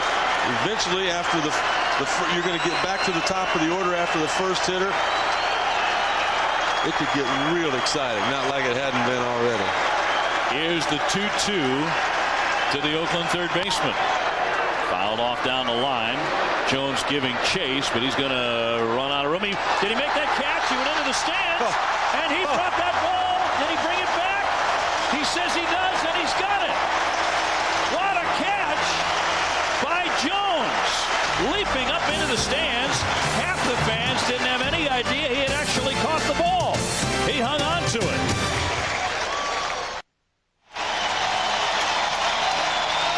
Well, they are roaring in Minnesota. They're down 3. But after the catch by Jock Jones moments ago, a stunning play, racing to the corner and jumping into the stands, they have not sat down since. I actually thought they needed a strikeout to get this crowd going. That might have even been better. And Tony, we were talking between innings. It's even more remarkable for a guy to make that play that plays in this park because he knows how much that wall is going to hurt. Exactly. And I think he also realizes the importance of this game, too. And he's got to do whatever he's got to do to help his team have an opportunity to go to the next phase of this. So his team is down 3. Makes a great play. Let's see what they can do on the offensive end. Well, he's going to bat second after Denny Hawking, who will pinch hit for Rivas. He is 1 for 1 in the division series. And facing Koch, who delivers high for ball 1. So the A's bring on their hard-throwing closer. 44 saves and 11 wins during the season. Look at those 46 walks, though. You need some help. You need a couple of guys on. Maybe you can get it via the free pass. So it may pay to be very patient. That's ball 2. I'm Billy Koch right now. I just play catch. That's all you want to do is just throw strikes. If you're on the Minnesota side, you're going to make him throw you strikes. There's no reason to jump up there and try to make something happen. 2-1. I don't think the Twins have seen those homer hankies today. Oakland has sure picked them up. Well, those were popular in 1987 when the Twins went to the World Series. They waved them all the time. That's high again. It's 3-1. Got to take one here, don't you? Oh, yeah.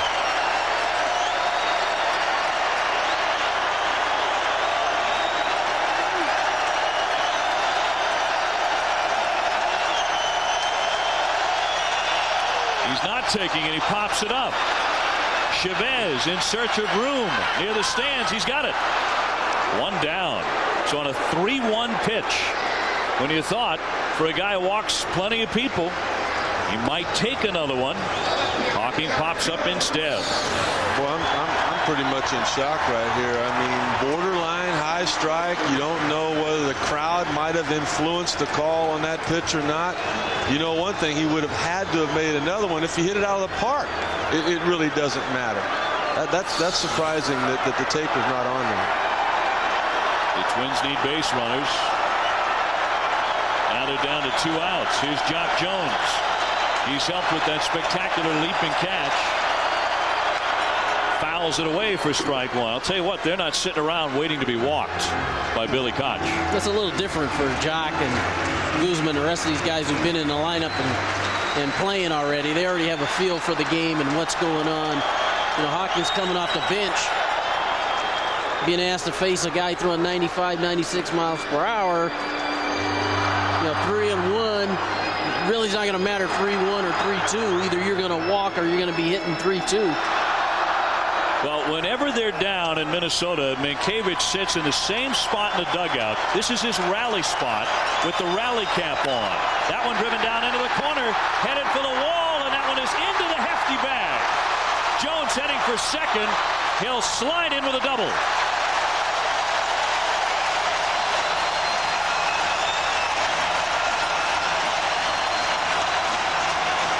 So a chance for the Twins.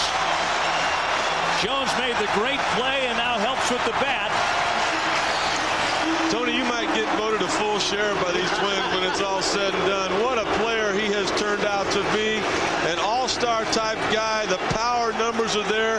The average is there. And Doug Mankiewicz is still there. In that same spot, he ain't going to move. Christian Guzman, the hitter. He is 0 for 3, having struck out twice. Now he bats left-handed. Foul, strike one. It's been a tough day for Christian. Yeah, it has. He just really not seemed to have controlled his emotion. He's swinging a lot of bad first pitches, struck out a few times. And that's it. When you get to the postseason, it's really about controlling your emotions. Cut on and missed. And now he's in a big hole, 0-2. It's about controlling your emotions and being able to execute, you know, like you have all year long. You know, just because there's more pressure, there's more importance attached to each game, that doesn't change the way you go about doing what you do. The Twins don't lose in the Metrodome, but they're down in the bottom of the ninth, 6-3 to Koch and the A's. Foul off his own foot. On deck, Corey Koski. You know, that's a terrific record here for the Twins, but that was a different set of players. And a lot of the fans here today are the kids of the people that came out and supported those teams that won here. Yeah, that was the Kirby Puckett, Kent Herbeck days. Yep. Gary Gaetti. Jack Morris. 0-2 on Guzman. He serves it the other way. Tejada into the hole. A long throw and got him. Close play, and holding it second was Jock Jones, and now there are 2 out. That's a great play by Tejada, realizing that Guzman can get down the line. I mean, he wasted no time. He got that ball and got rid of it with something on it. We got to plant that back foot and get rid of it. How about the range that he has shown? We see him now go to his right. Earlier, we saw him go to his left, falling down with a perfect strike. And that was an important out because Corey Koski would have been the tying run. And he's a guy who had some pop. So for the A's, 1 more out to get, and they'll take a 2-1 lead in the best-of-5 series. Low ball 1 to Koski. On the day, he's 1 for 4, but the one a huge triple in the 5th inning. And then Torrey Hunter would drive him in later in the inning to tie it at 3, but the A's continue to put on the pressure. The Twins trying to rally, but Oakland up by 3. Fouled away. 96 miles an hour, and Koch bringing it in the bottom of the ninth. Well, you know what? The big 3. Mulder, Zito, and Hudson were bringing it in the month of September. Combined, they were 10-0. Well, their closer, Billy Koch, wasn't far behind them. He picked up 5 wins and 7 saves during that month as well. Jock Jones leading at second. Ground ball picked off by Velarde, and the ball game is over. That's how it ends in Minnesota. And the Oakland A's have taken a 2-1 lead in the best-of-5 series. And tomorrow afternoon here in the Metrodome, they can close out the Twins, win the series, and go on to the American League Championship Series. Barry Zito gets the win. helping to quiet this crowd. 55,932.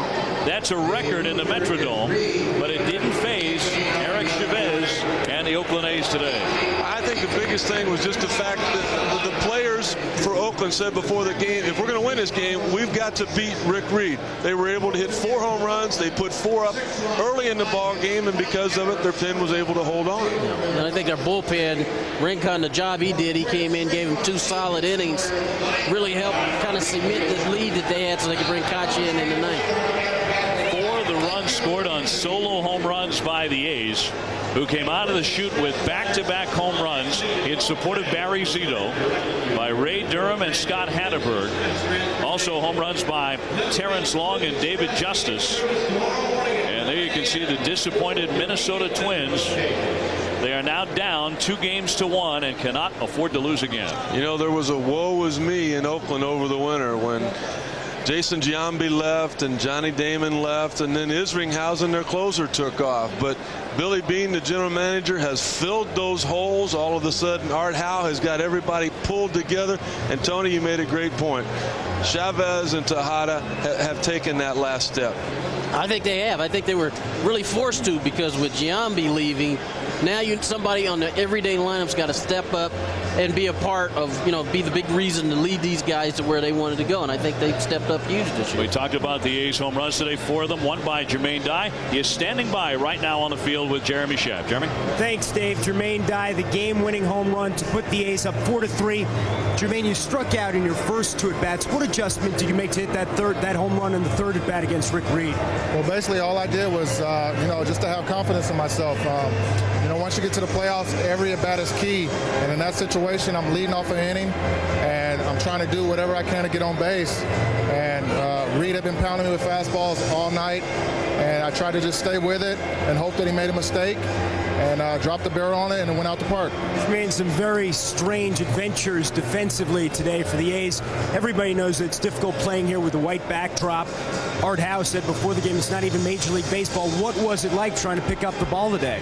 Well, it's tough. Every team coming in here knows it's tough, and that the Twins definitely have the advantage. And the crowd here was tremendous today, and some first and second inning bloopers, but we stuck with it. Zito stuck with it, and we pulled it out, and now we can just got to come back tomorrow, early game, and try and get things back together and start over again. Eric Milton going tomorrow for the Twins. Your thoughts about facing him in Game 4? Another top pitcher, and these guys are coming at you every day. Tough pitching, and Milton's another guy who's a #1 starter on any team, and it's going to be tough. And we knew that coming into the playoffs that this was going to be a battle, and we just got to keep playing hard and come out tomorrow and try to put some runs together again. Jermaine, thanks very much. That's it from down here, Dave. Jeremy, thank you very much. Our thanks to Jermaine Dye as well. And there's your winning pitcher, Barry Zito, and another left-hander knocking off the Minnesota Twins. They've had difficulty all season long with them, and in this series as well. Mulder was terrific in Game 2. Zito here in this one. Hey, for Jermaine Dye, a guy who was knocked out of the playoffs last year against the Yankees because of that broken shin, fouling that pitch off, this had to be a sweet day with a big home run. I think so, because as he described it, the first 2 times up, ran the fastball in on his inside, on his outside leg. They kept running in on him. And he made the adjustment. He got a ball out over the plate, and he took it out of the ballpark to give him a 4-3 lead. Tony, I thought another big thing was the adjustment you mentioned early in the game for Barry Zito. He lost the feel on his curveball. The fastball, as with Tim Hudson in Game 1, was elevated, but he went to that changeup. Yep. He was able to hold on and pick up the win. Well, so did Barry Zito. He got the win, and he's standing by right now with Jeremy Schaap. Dave, thanks very much. Barry, you had a no-hitter through 3 innings, but it seemed at times as if you were laboring. How would you assess your performance? Yeah, I felt like I battled today. I was getting behind to a lot of hitters, and that's something that I do sometimes, but not a lot, and I did it a lot more than expected today. Like I said, luckily I battled through it. I did walk some guys, but made some pitches when I had to. The ball that just flew out of your hand, I know Rick Sutcliffe said they'd never seen anything like that before. Have you? Yeah. my teammates have too, man. I did it in Texas and here in warm-ups, but never in the game. I knew that day was going to come, but today was the day. Why did it happen? What happened? Well, I hold my fastball so loose, sometimes where it just pops out. And, luckily there wasn't a guy on third or something. It was just, it was unfortunate, but it does happen. First time in Major League history that a team has started a game with back-to-back home runs in a postseason game. What effect did that have for you? Did that allow you to relax? Yeah, it did a little bit. There's some nerves coming in always because you're in a playoff game, and that's something that you can't battle. You just got to let it happen. You just got to, channel it like you can. But, that was definitely big, getting some runs. Last 2 years, each of the division series you've been in, you were one game away from going to the league championship series and failed to win that third game. Has this team learned anything about closing out one of these series? Yeah, I think we've had some, we've had our struggles in the last 2 years, and, we know we got to drive the nail, and we can never get complacent. We can never think that the series is won before that last out is made of the, the game 3 that we need. Barry, thanks very much. Back up to you, Dave. Jeremy and Barry Zito, thank you very much. The 24-year-old from Las Vegas, Nevada, coming up big in a high-stakes game today, certainly. And, Rick, Art House said he was the perfect man to make this start in front of the hostile crowd, 56,000 screaming maniacs today, because he likes the spotlight. Zito, an amateur musician, and he said he would have been more comfortable being on the mound today with his guitar than with the baseball in his hand, but he did pretty good with the ball. I tell you what, he's a typical lefty. I mean, all the things they talk about left-handers being, he does things a little bit different, but he finds a way to win. There's the paint on the outside corner. Realized that home plate was going to be a little bit big, has a big curveball to go with it. And, you look at where Ramon Hernandez was set up, and even though he was struggling, the ball was elevated a little bit, Tony, he was always on that inner half or the outer half, very seldom in the center of the plate. You're absolutely right. And even though, like you said, he didn't have his best command today, he still worked both halves of the plate. He was able to change speeds. He brought the changeup out when he really got in trouble, and he was able to get people out. And that's the bottom line, is getting them out. And it doesn't matter if you struggle or you don't have that picture-perfect game. As long as you're getting outs and keeping your team in the ball game, you're going to be fine. 23 wins, possible Cy Young and all that. We found out something else. This kid's mature beyond his 24 years. He also knows how to pitch. Let's talk about tomorrow very briefly. Another left-hander. I mean, you get a situation where today another lefty beat the Minnesota Twins, and tomorrow it's going to be Hudson against Milton. How do you look at Game 4? I really think Hudson's going to make an adjustment here. He came out, he tried to pitch in, he made some mistakes there, and then he was just a little bit too pumped up. I think he'll come out, he'll think down in the zone, he'll try to take advantage of his solid defense as well, particularly on the infield. If you're wearing that shortstop out, you're doing your job as a sinker ball pitcher. Tony, how do you see Game 4? I agree. I think the biggest thing for Minnesota is they got to be a little bit more patient. I think they're trying to force the issue by going up there and hacking at balls early in the count. They've got to be a little bit more patient. For Oakland, they just need to keep continuing what they're doing. They're trying to elevate the ball, get something that can drive. Obviously, 4 home runs tonight, one of the inside the park variety. They're doing a good job because they're getting solid pitching and they're making some plays defensively too. I'll say this: the Oakland A's, after being knocked out in Game 5s a couple of times by the Yankees, they look like a team that knows how to win in the playoffs now. That they learned something about themselves. Well, coming up next, more baseball to follow. Our final here today, Oakland 6 and Minnesota 3. For Rick Sutcliffe and Tony Gwynn and our entire ESPN crew, this is Dave O'Brien saying so long from Minneapolis. This has been a presentation of ESPN, the worldwide leader in sports. Have a good evening, everybody.